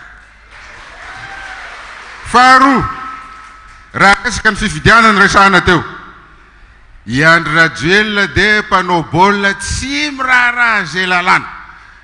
sady entiny amin'ny tanana misy le baolina ampidirina no mitakla ary manaikitra magnondra fa mila tafiditry ny baolina. Zany ve dia ekena valim-pifidiana ohatran'izany? Tsy azo ekena. Dikany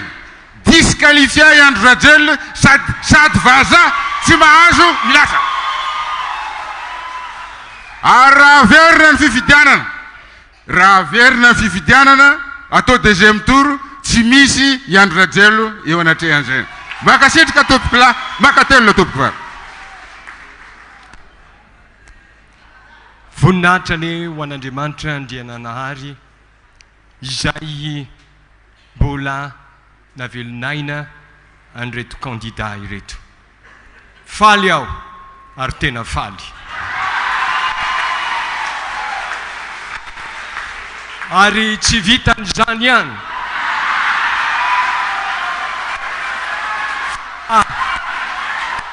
Voamaika mahery ireto candidat ireto. Ary tsy sety amin'ny danina fotsiny fa niakatra danina maromaro indray. Mbola faly aho. Faly zay ray aman-dreny ara-drazana fa mbola velona ny zanakay. Na tao ary any fampiasany bomba lacrymogène dia velona somatsara ary mahitako tsara ny candidat zay nandalo opération ny masony. Faly ary tena faly izahay. Ary ny tena mahafaly anay, azafadifady tsy maintsy atao fohifohy io le zavatra fa nefany tsy maintsy atao ihany filinina. Ny tena marina dia izao. Ny tsapanay dia ny tanora ny candidat reno. Na dia tao ary ny zavatra sarotra nandalovany, dia ny zokiny indrindra dia voamaika ny tanora. Fa mampiseho fiarana alahelo kosa ny nefany isika. Fa noho ny fifidianana io dia nisy olona voninihery ary amin'izao fotoana izao izy dia mitondra takaitra. Eny mety nisy maty ary tamin'izy ireny. Noho izany maneho fiarana miory sy alahelo amin'izay olona nandray ny mabetsaka ty fifidianana ity. Ny teny farany tianay ambara dia ity: zahay ray aman-dreny ara-drazana mbola tsy mivoaka akory ny lista ny candidat zay ho voafidy irotsaka ho mpifaninana. Dia efa niresaka ny ray aman-dreny ara-drazana hoe tsy mety ny orosoana amin'io fifidianana io na tany amin'ny FFKM na tany amin'ny télévision dia efa niteny ny ray aman-dreny fa ataovy aloha ny fandaminana nijoro ny ray aman-dreny nijoro teo anatren'ny panina joro teo amin'ny ray aman-dreny atao hoe ray aman-dreny ara-panahy mba tsy hirotsony zao fifidianana izao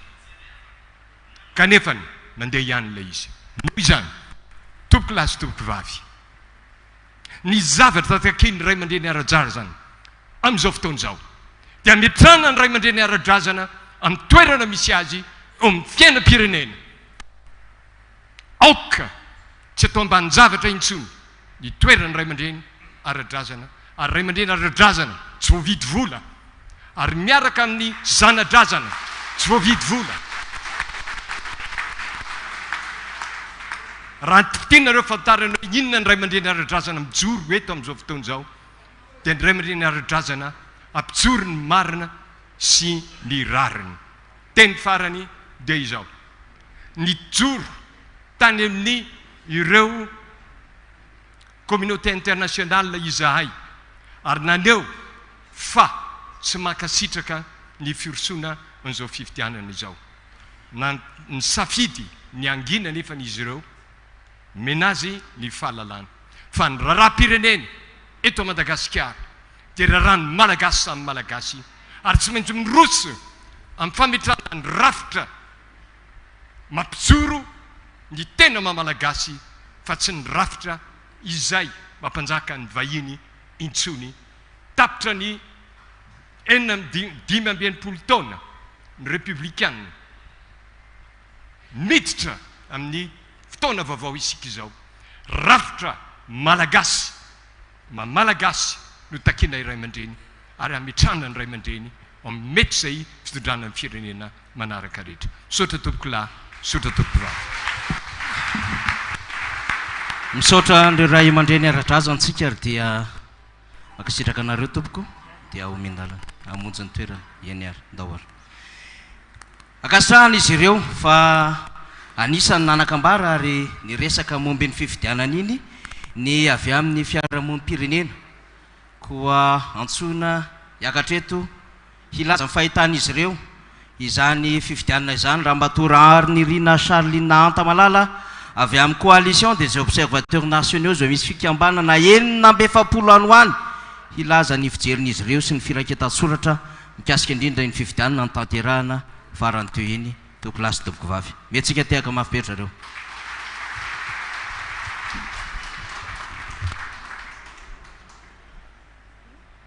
faly miarabantsika rehetra tompoko dia faly miaraba ny candidat rehetra ihany koa ialako tsy indrindra eto mandray fitenenana izahay reto moa zany dia avy amin'ny vondriny mpanaramaso ny fifidianana na antsoina hoe coalition des observateurs nationaux fikambanana 900 zay no anatiny ary misy amin'ny 900 zay ny mpanaramaso ny fifidianana eto izahay dia ilaza ny tranga maromaro zay mba hitanay tany anatiny rehefa fanarahamaso ny fifidianana ireny manderana Madagasikara voalohany indrindra aloha zany ny tsy fanarahan-dalana hitanay dia makasika ny fisokafan'ny bureau de vote mbaro ny bureau de vote manerana Madagasikara no tsy nanaza ny ora fisokafana faharoa manarakarak'izay dia makasika ny fitaovana ampiasaina amin'ireny fanomanana ny fifidianana ireny izay voalaza ao anatin'ny lalam-panorenana dia ny lalàna fehizoro 2018-008 izay milaza ny fitaovana ampiasaina amin'ny fanomanana fifidianana anisan'izany ny fomba fanokafana ny bureau de vote dia anisan'ny fitaovana ampiasainao ny bulletin tokana fampiasana ny bulletin tokana io dia melohan'ny anokafana ny bureau de vote dia manao akitsapaka anaran'olona anankiroa anao sonia aniny bulletin de vote iny ny zavatra tsapa nefany manerana ny bureau de vote izay narahanay maso dia tsy notanterahana izay akitsapak'izay fahatelo manarak'izay tao ihany koa ireo bureau de vote izay tsy nahitana ny déléguén'ny candidat numéro 13 BDB zany a ny bureau de vote raha nandeha tamina centre de vote anankiray fotsiny zay ohatra olona ray no hitanay mba mpanaramaso ny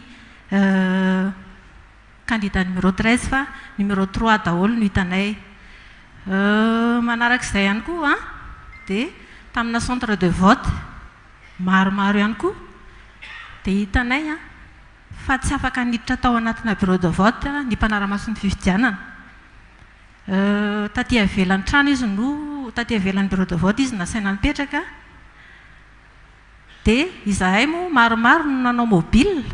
manerana ny faritra dia rehefa nitsofoka izahay nanaramaso zay tsy nafantatra hoe tsy afaka miditra amin'ny mpanaramaso fa rehefa fa tafiditra tao anaty bureau de vote zay dia nisotonina hoe tsy mahazo miditra any ianareo fa teo ampanaovana ny asa aloha dia efa zay tsy nafantatra fa nanontany fotsiny zay hoe aiza nanao fanaramaso an'ilay bulletin dia nitakonana ilay bulletin fa tsy navela nijerevanay dikan'izay zany misy zavatra tsy mety ao manarak'izay ihany koa dia nisy centre de vote olona hafa no manao sonia eo amina toerana olona anankiray tokony hifidy zany hoe nisy ramatoray tonga hifidy rehefa tonga izy hifidy ny présenté ny karapanondrona nijery ny anarany tao anatin'ny lisy mpifidianana dia nijerena nalainay sary zany efa voasoniny ao amin'ny itsiny ny anarany dia nanontany izahay hoe fa iza nanao sonia teo dia hoe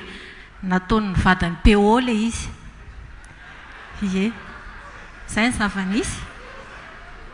dia nisy bureau de vote ray ihany koa teto Antananarivo dia tsy lavitra n'Antananarivo nisy olona anankiroa tonga zareo tsy mahafantatra anay hoe mpanaramaso zay fa mipetraka eo akaikin'le vérifie ny anaran'ny olona hiditra ao anaty bureau fifidianana izahay dia misy olona ramatoa anankiroa tonga mitondra karapanondro dia hoe zaho tsy maintsy mifidy dia nyfanome signal zay dia ndray moa mijery eo akaikin'ny le olona mijery an'ilay anarana moa ndray samy mifampijereo dia nijerevana zay dia efa mailomailo le olona mijery an'ilay lista satria izy efa hita mihitsy hoe zavatra hifanarahana le izy jerevana tsy ao ny anarany dia lasa moa le olona nandeha rehefa avy eo tsara homariana moa fa ny problème anay mpanaramaso any atao anatin'ity fanatanterahana ny azy ity matetika izay tsy manana an'le moyen dia tsy dia tena afaka manatanteraka ny asa amin'ny ara-dalàna raha tokony tena anaramaso tanteraka izay le moyen tsy ampy dia lasa tsy mahazo donné tena fiable izay ao anatin'le izy raha ny azo lazaina zany aloha amin'ny ankapobeny zay amin'ny ankapobeny afaka lazaina fa mbola BDB ary zany zavatra tenenina anareo zany efa nalefanay tatitra any amin'ny seni fa amin'ny ankapobeny dia vao ososy ny ason'ny mpanaramaso ny fifidianana ary ny fanamariana hitanay zany dia hoe fifidianana tsy tsara homany ny fifidianana iny satria raisinay hotsokombakomba reny tsy fanarahan-dalàna BDB hitanay tany anatin'ireny bureau fandatsaham-bato ireny sotra tompo eny azy dia mankasitraka zay mirahavavy zany nitondrantsika tao anatin'izay fanazavana izay nisy olo tena nivondrona politika izay tonga eto raha izytsika ny avy eo anivon'ny RMDM rodobe ny mpanoatra eto Madagasikara Andriamatoa Edouard Tsarame andray fitenenana miomana manaraka azy ao Andriamatoa Rivo Rakotovao manasanao andray fitenenana pasteur omenanao ny sehatrary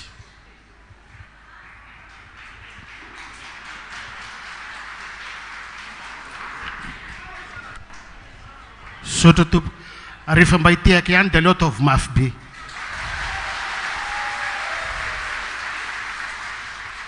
tena marina rehefa hanao ihany dia aleo tonga dia manao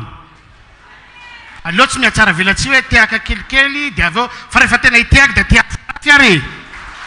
sotra e mankasitraka anareo raha aman-dreny isa zay ny joro ny tarika nanoro lalana nahitanay lalana maro eto Antananarivo eto ny fivezevezena nandritra an'ireny hetsika regny misy lalana mbola tsy hita raha tsy tamin'ireny dia mankasitraka anareo tompoko hita daholo regny tsy fahatomombanana faratsy ny fikarakarana ny fifidianana zavatra fanresana hatra mialohan'ny fotoana fa ny fanontaniana mipetraka amin'ny sainy rehetra dia hoe inona ary ny atao rehefa hitany tsy mety hitanisa eloko vetsika dia rehefa fata le eloka dia atao inona fa aleo tsika mamoaka didy androany satria ny ACC amoaka didy rapitso androany tsika mila mamoaka didy voaray daholo regny tsy fitezany regny fa avoay le didy mifanandrify amin'izay tompo mila didy mifanandrify amin'izay avoaka ny ACC rapitso mila didy mivoaka koa androany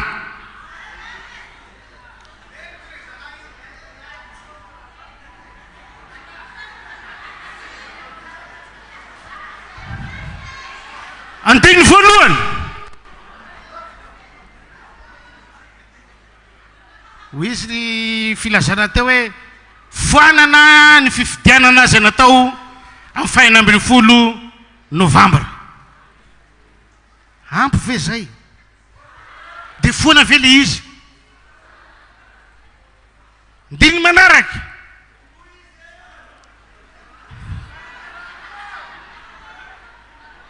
fa izao raha namaky soratra maro anatin'ity trano ty aho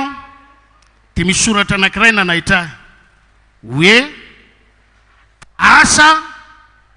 fa tsy kabary anaty misy an'izay a président asa no ilaina zao fa kabary efa vita nandritra amin'ny fotoana maro efa nataotsika ny kabary efa niainatsika ny kabary azo zao ary mila asa mivaingana ireto olona be dehibe reto ny asa ilain'ny olona zao dia zao dia mazava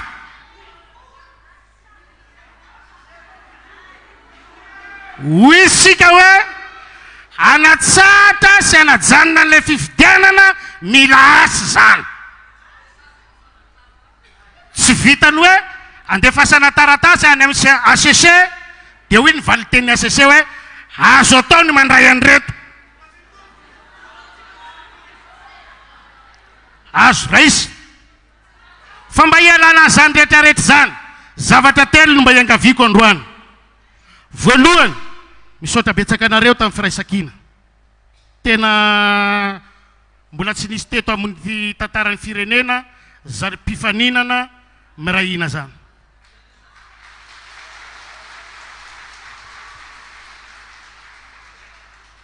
faharoa mbola tsy nisy koa zany hoe malagasy tafatambatra ao anatin'ny hetsika anankiray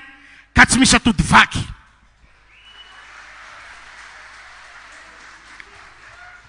fa izahay mpamaky atody aloha dia nikisakisaka fa zahay mila atody vaky satria te hihinana atody zahay ka raha ho genagenaina lava le atody zahay zany tsy hinana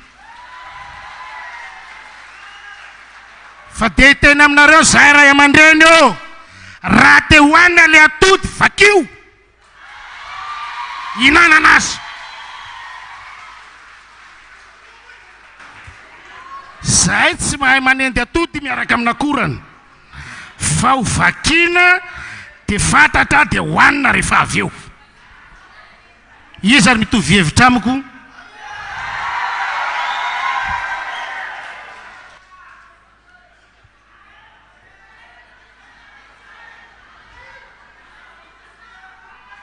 farany te hiantso atsika rehetra aho isorana atsika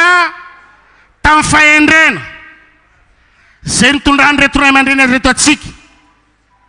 isorana atsika tamin'ile ikam-pandresena zay tena nampiavaka ny titolona zay nataony taritiny zareo ty hoe tsika tsy mila vazaha mba verenontsika zay hoe vereny farany hoe dia misy anankiray tena tsaratsara kokoa noho izay manina hoe alefa monsieur le président efa tapitra zay mila vola am'izay zay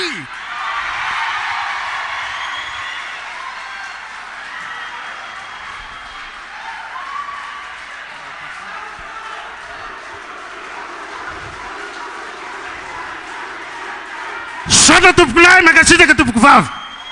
eny ary dia makasitraka ny pasteur Edouard Tsaramea manasana Andriamatoa Rivo Rakoto Vao handray fitenenana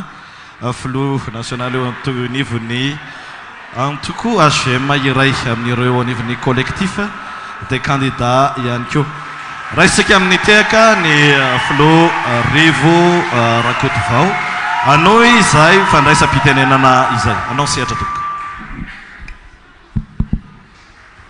faly miaraba anareo tompoko ary faly miaraba antsika rehetrarehetra zay vorolalina ao anatin'ity efitrano lehibe mahafinaritra ity makasitraka makatelona amin'ny fanasana efa maro no voalaza teo nisy namerina ny tantara akaikikaiky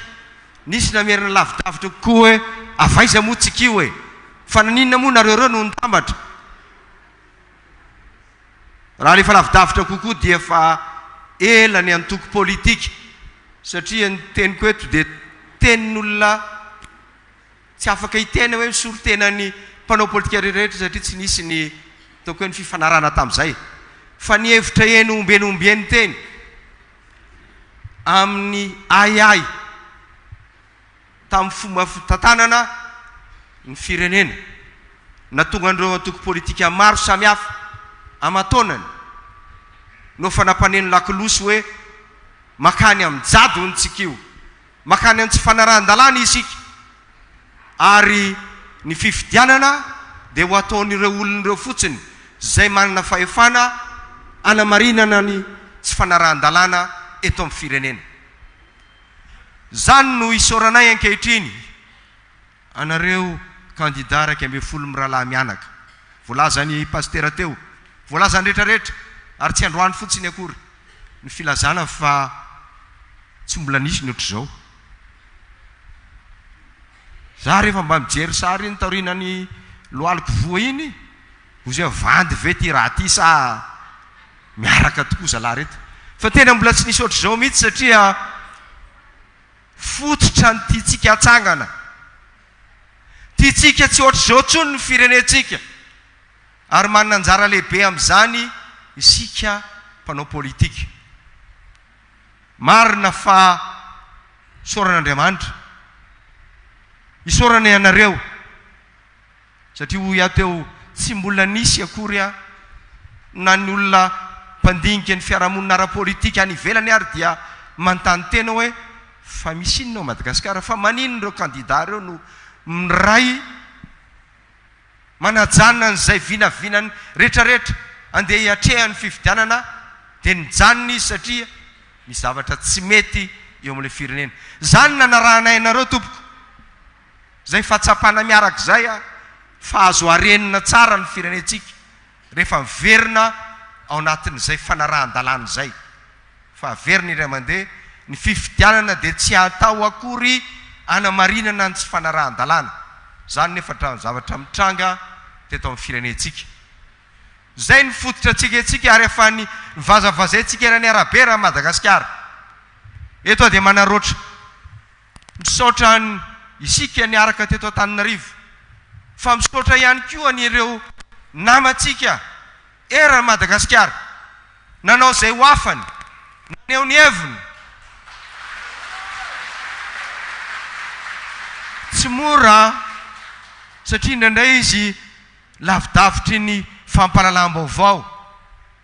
indraindray izy somary adinodino any mantany teny izy fa betsaka no nijoro satria fototra ny arahananangana zany no mbola hijoroan'ity tranobe atsika ty ankehitriny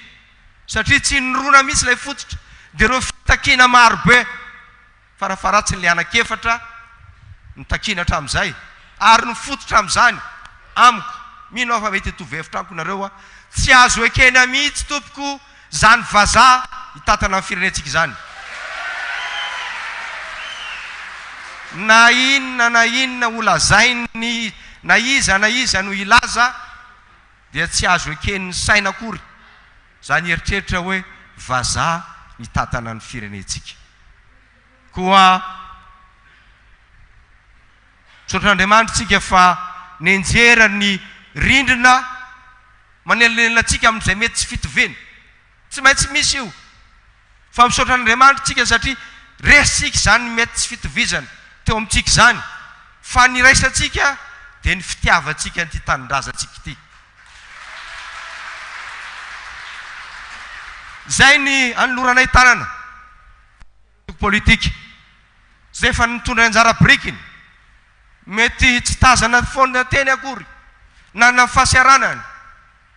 Mety nantany tena koa satria nizara roa ny mpanao politika. Misy ny mpanao politika zay manana anareo candidat. Misy ny tsy manana candidat dia nantany teny izy hoe fa fanohanana an'izy moa zany no ijoroanay e. Fa rehefa nazava taminy dia niaraka amin'ny mpanao politika hoe ity ny tolona iraisana.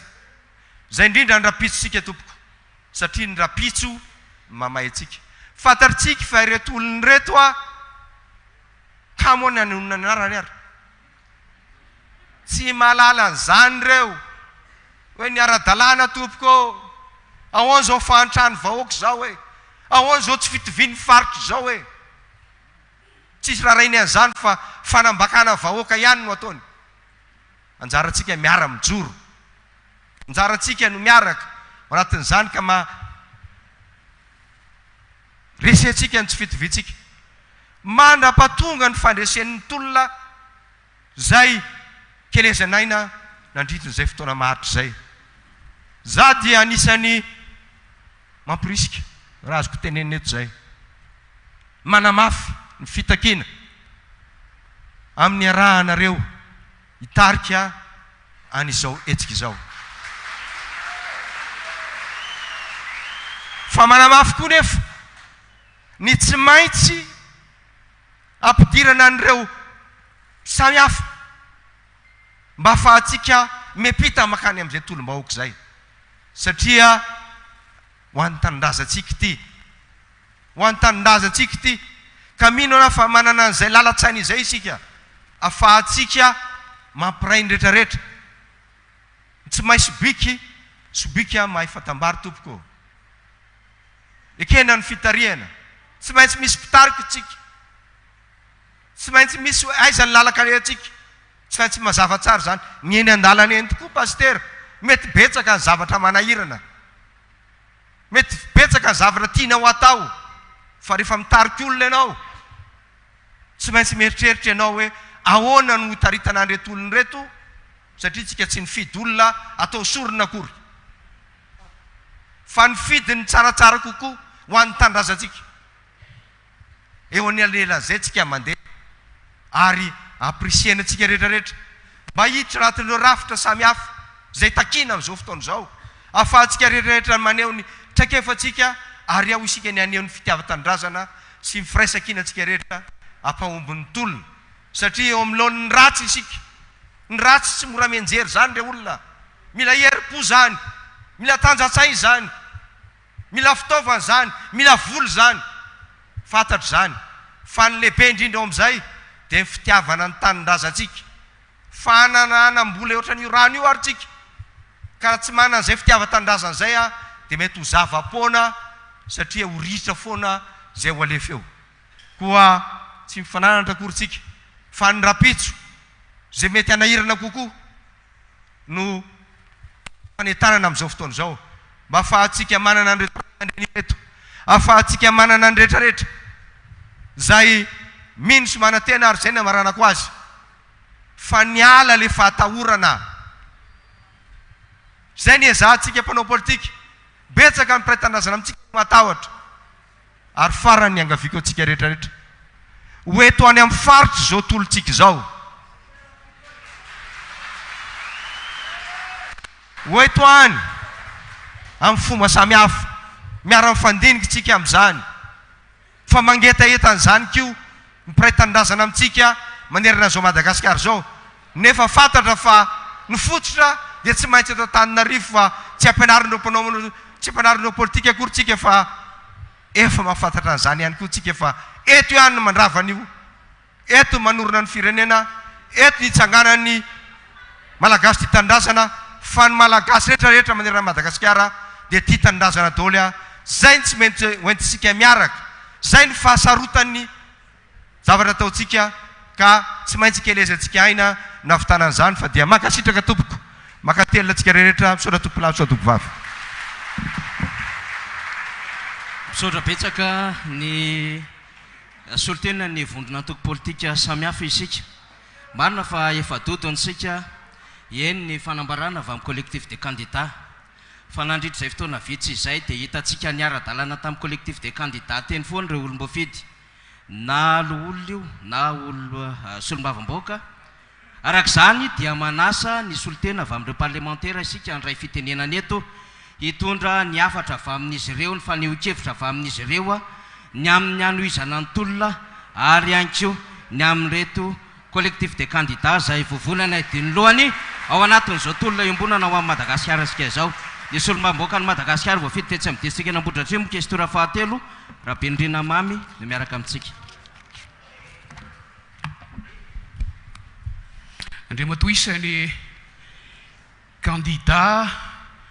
ho amin'ny fifidianana filoham-pirenena tena izy. Isika rehetra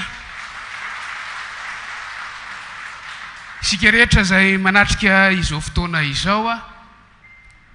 aleo tsy avahana toy ny ketsa na hosoritana toy ny volo fa atao bangi-tokana ihany indray miodidina. Mijoro eto amin'ny solotena ny parlementaire rehetra, misy sénateur,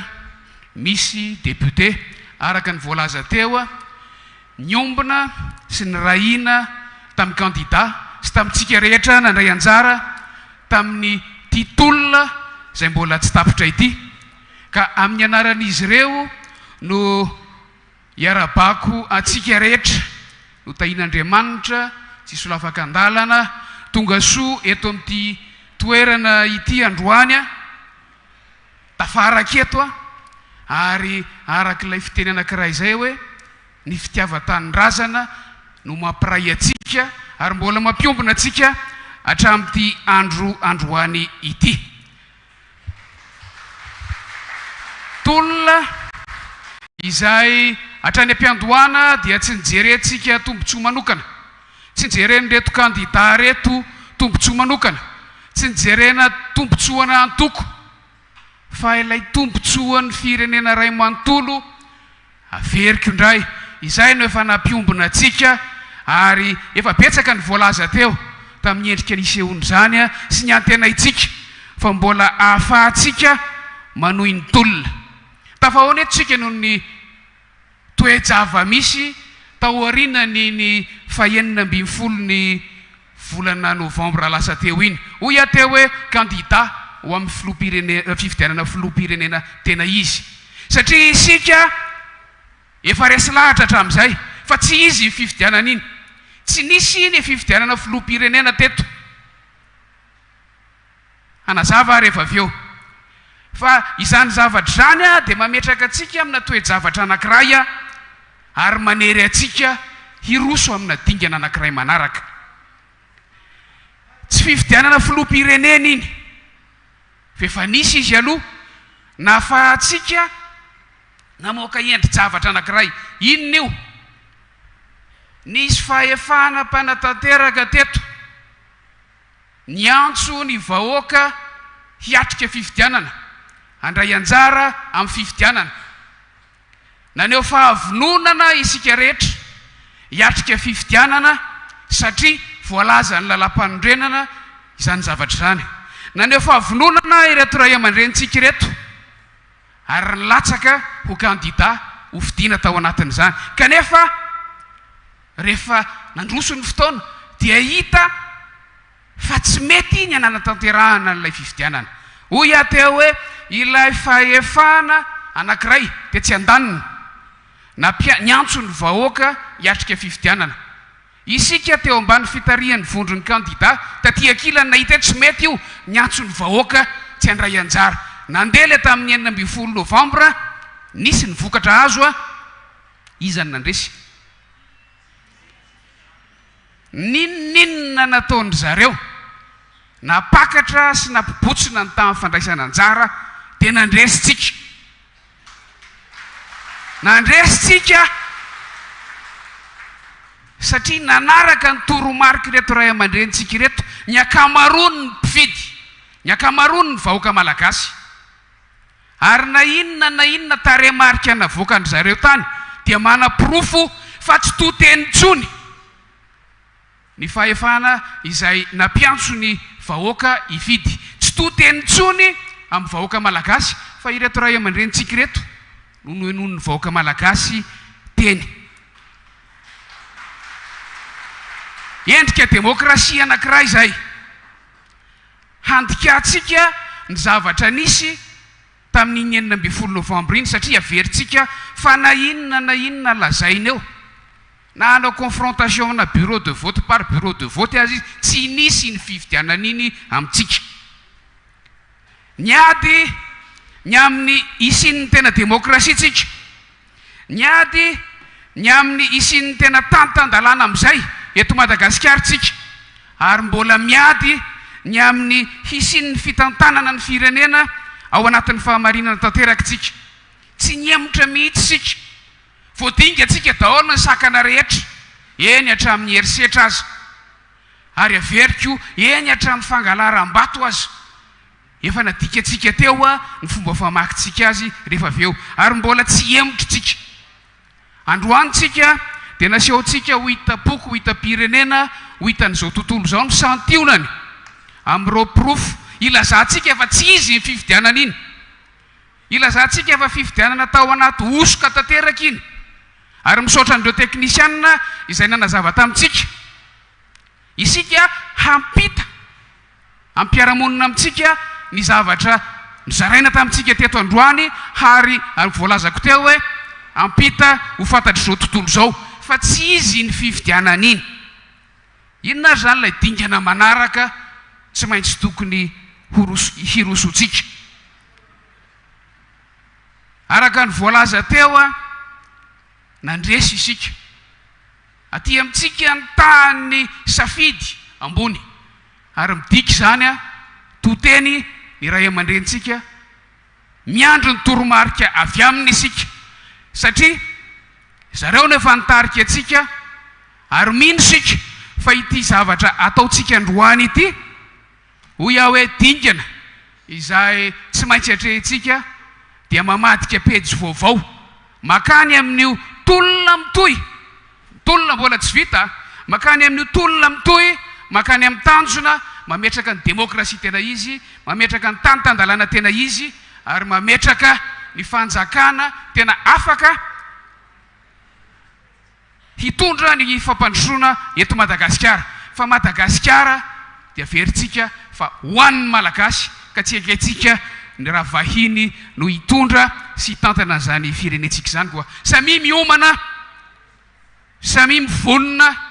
fa mety mbolo mafimafy lavitra noho ny teo miandra atsika kanefa tsy maintsy atrehitsika eto ambany fitariany reto ray aman-dreny zay akasitra atsika reto makasitraka atsika rehetra tompo eny ary tompoko lasy tompoko vavy misaotra ny solom-bavambahoaka ny Madagasikara nitondra izay fandraisam-pitenenana izay tonga ny fotoana izay anomezantsika indray ny fitenenana ho an'ny anivy ny collectif des candidats ny filoha candidat ajo Andreny Anarivelo no hitondra ny fanambarana mikasika izany manatsafidy ianao Andriamatofiloha na eny toerana na eto amin'ny pupitre reto zany a raha isika amin'ny tehaka mirefitrefitra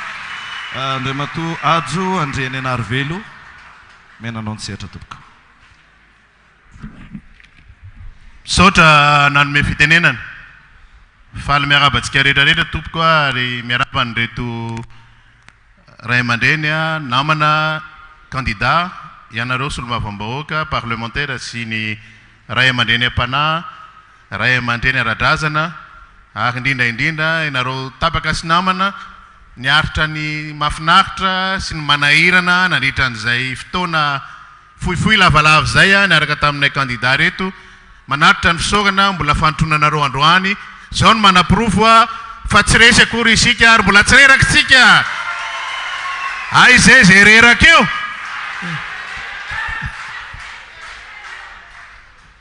voesofement fotsiny iny arak'ilay voalaza ny ray aman-dreny teo hoe olona natomboka tsy maintsy faranana fa mbola atao anatin'ny échauffement tsika iny a fa mbola matsa miandry atsika mbola ao arina kely eo a lay matsa lehibe a zay ananatsika fandresena ho an'ny Madagasikara sy ho an'ny taranaka faramadimby eny reto namana candidat reto a fitenenana hitondra ny fanambarana isolotena azy rehetrarehetra ny fisaorana efa nataoko teo ary ny fangatahana sy ny firarintsoa avy amin'Andriamanitra dia mbola mafisina ihany koa androany a enonay daholy a ary efa fantatritsika reny voalaza teo reny a tsy fanarahan-dalàna nanomboka hatramin'ny fanomanana ny fifidianana ka hatramin'ny famoahana lay saritsary mpifidianana iteo voapirofo a androany a fa mitombona ary azo raisina raha izay le didy tena ivoaka ny fangatahantsika fa tsy misy a iny fifidianana iny a tamin'ny 12 novambra ary ny didy zay avoakan'ny fitsarana malalam-pan'ny renana rapitso a dia tsy azo raisina ary tsy mitombona noho izany a dia manaity miantso a ary manasantsika rehetrarehetra izay candidat ifanometanana voalaza ny solotena ny antoko politika teo a tolom-bahoaka izy ty tolona ho an'ny fanavotana ny firenena tolona ialana amin'ny vahiny amin'ny feny firenena tolona ho an'ny taranakitsika ka noho izany a manomboka izao a dia misokatra ny candidat folo a amin'ny hery velona rehetrarehetra ifanometanana amin'ny tahantsika dia tolom-bahoaka anavotana ny Madagasikara ity mandeha eraky ny faritra isika rehetrarehetra reo namantsika sy havatsika sy piray antoko amintsika zay efa nanomboka ny tolona tany amin'ny faritra dia mbola ho amafisitsika izany a ary ho avy a isika rehetrarehetra anotrona sy anome hery azy rehetrarehetra eo a amin'ny fotoana tsy ela akoriny a ary mbola manentana azy ireo zany a anoy amin'izay tolona ny ombonan'izay miantso a an'ny hery velona rehetrarehetra hoy aho miantso anareo mpiasa-panjakana zay niterena amoaka sy anatanteraka fifidianana zay entina anapotehana ny firenena fotoana zao a ijoroanareo a sehonareo a fa ny fanjakana dia anareo a fa tsy olombitsy a mpanome baiko anareo akory ka dia manantena n'izay fijoroanareo zay ho anareo a tafika aoko zay a ny fanapoahana grenade fa mba le hiranareo hoe feonanjo mara ny tianay hoeno a anavotana an'ity Madagasikara ty a satria tanindrazana iombonana izy ty ho atsika namana mpanao politika ny fitantanana ny firenena dia raharaha politika no porifotsika mpanao politika malagasy a androany a miainga tamin'ny firaisakina ny candidat fa azo atao tsara ny manova firenena rehefa misy a ny fitovikevitra amin'ny fototra iombonana fotoanany zao a ananganatsika n'izay fototra irahana ho an'ny Madagasikara araka ny lazaina teo a izay atao amin'ny collectif de candidat dia misokatra ary mampiseho fa avinonana hiara iasa amin'ny olona tsirairay avy fa namafisana n'ilay atody teo pasteur tsara mihinana atody fa nytanjotsika tsy namakina n'ilay atody a satria mikasika azy tsaritsika fa raha voafoy eo izy a dia Madagasikara velona zany a dia tavitsika fa Madagasikara tsy ho an'ny olona fotsiny zay tompoko a no afatra taty aminay collectif de candidat maka hery atsika izay satria zao vao tena manomboka ilay tolom-bahoaka satria iady amin'ny tsy fanarahan-dalàntsika iady amin'ny kolokolotsika ary anala le olona zay nanambotry a ny Madagasikara ary nanimba amin'ny fiainan'ny malagasy a nandrindra n'izay fotoana 5 taona zay afo indrindra nampiseho ny tena endriny a tamin'ny fifidianana iny fa tsy refesy mandindy ary tsy manara-dalàna izy ka noho izany mendrika amin'izany dia ny fanaovana ilay fifidianana tena izy tsy andraisan'ny olona tsy manana ny zoam-pirenena malagasy anjara mba hiverena ny tena asin'ny Madagasikara satria zao vao mazava fizainina tonga an'ity firenena ity tsy mandroso ay misy vahiny mialokaloka ao an-damosiny eo ka miteraka olana teo amin'ny fiarahamonina mitady tombontsoa manokana fa tsy mitombotsoa imbonana makasitraka atsika ny collectif des candidats manentana atsika manomboka izao anetsika ny rafitry ny tolom-bahoaka rehetrarehetra manomboka any amin'ny fokotany ka hatrany amin'ny commune ny faritra eran'ny Madagasikara fa tsy maintsy mandresy Madagasikara ary tsy maintsy tandalàna ary miverina amin'ny matena-tany maly eo teny Madagasikara misaora tompoko lahy makasiraka tompoko vavy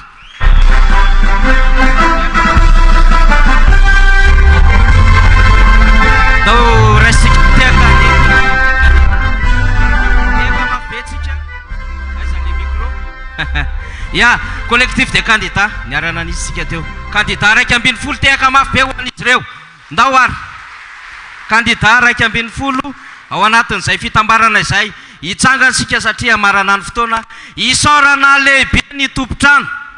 na afahantsika ny vory teto amin'ity toerany ity afahantsika ihany koa ny tambatra teto amin'ity toerany ity niaraka tamin'reto ray aman-dreny ao anatin'ny collectif des candidats raiky ambin'ny folo ireto tompolasy tompo vavy amarana azy isika isaorany isika isa-tokantrano teto atoerana sainam-pitan-dranomasina isika tonga mivantana ny amaranantsika azy ny hirany tolona zay efa natombotsika ary everitsika fa tsy maintsy ho tonga ny amin'izay fandreseny zay Madagasikara tanyrazanay ndao ara tompolasy tompo vavy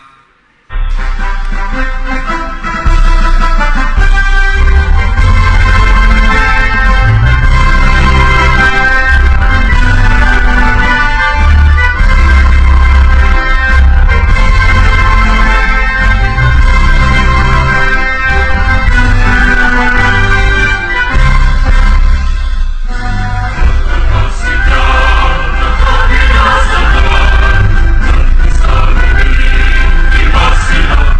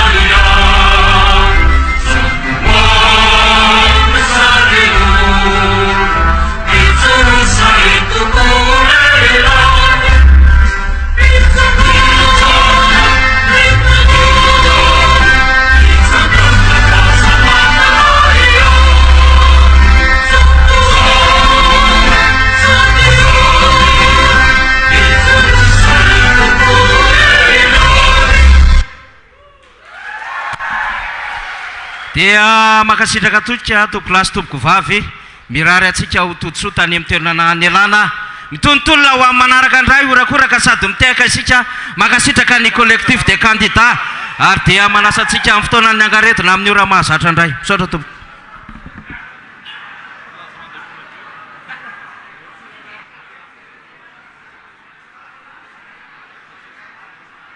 Izay ny fampitana ny vaovao izay fanambarana nataon'ny collectif de candidat teny Andohanimanitra izy teny anisy ihany koa ny lahateny maro isan-karazany izay nataon'ireo olo-pirenena ny teo anivon'ny fiarahamonim-pirenena fijoroana vavolombelona maro isan-karazany fanambarana sy filazana an'ireo tsy fahatomombanana ny fifidianana izay nitanterahana tamin'ny 2 volana novambra. Nisy ihany koa ny fandraisam-pitenenana Ray aman-dreny ara-drazana, ny vovonana politika état-major politika miombona amin'ny collectif de candidat, ny vondrona parlementaire manohana ny tolona ataon'ireo collectif de candidat ireo ary ny namarana azy teo moa dia ny solotena avy amin'ny collectif de candidat Andriamatoa Hajo Andrenanarivelo nafatrafatra sy ny nampahafantatra ny fitohizan'ny tolona ary nanao antso ho an'ny olo-pirenena isa-tokony amin'ny fandraisana anjara amin'ny fanohizana an'izay famerenan-kasina Madagasikara ho tany-tandalana sy ny fiandrianam-pirenena izay. Rahantsika ao anatin'ny sampana fampahalalam-baovao any amin'ireo fantso-tserasera maro isan-karazany na ny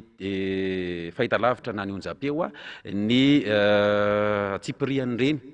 misy ihany koa ny fampitana sy ny fintana mahakasika an'iny fanambarana nataon'ny collectif de candidat iny ho an'izay tsy voapita teto moa zany satria nisy koa ny fahatapahana ilana tsiny amintsika no ny antony ara-toetrandro sy ny ara-pifandraisana. Ankasitrana feno dia feno ny teknisianina izay nandrindra ny feo sy ny sary nateto amin'ny MBS natany amin'ireo fahitalavitra sy onjam-peo maro isan-karazany isaorana ny mpanao gazety namana izay nampita ny fanambarana teny Andohanimanitra izay iny ny ekipany Angaredona Vanira Zafimanatany iny Kajarakoto Manantsoa Iary Fidy Ramanandray be tolorana fisaorana feno dia feno ianareo olo-pirenena rehetra izay nanaraka ny Angaredona tamin'ity androany ity na ny teto Madagasikara na ny tany ivelany manome fotoanareo ary ho an'ny rapitso indray samy tsara na tompoko lasy tompoko vavy ho an'ny rapitso mandra-piresaka mandra-pitafy.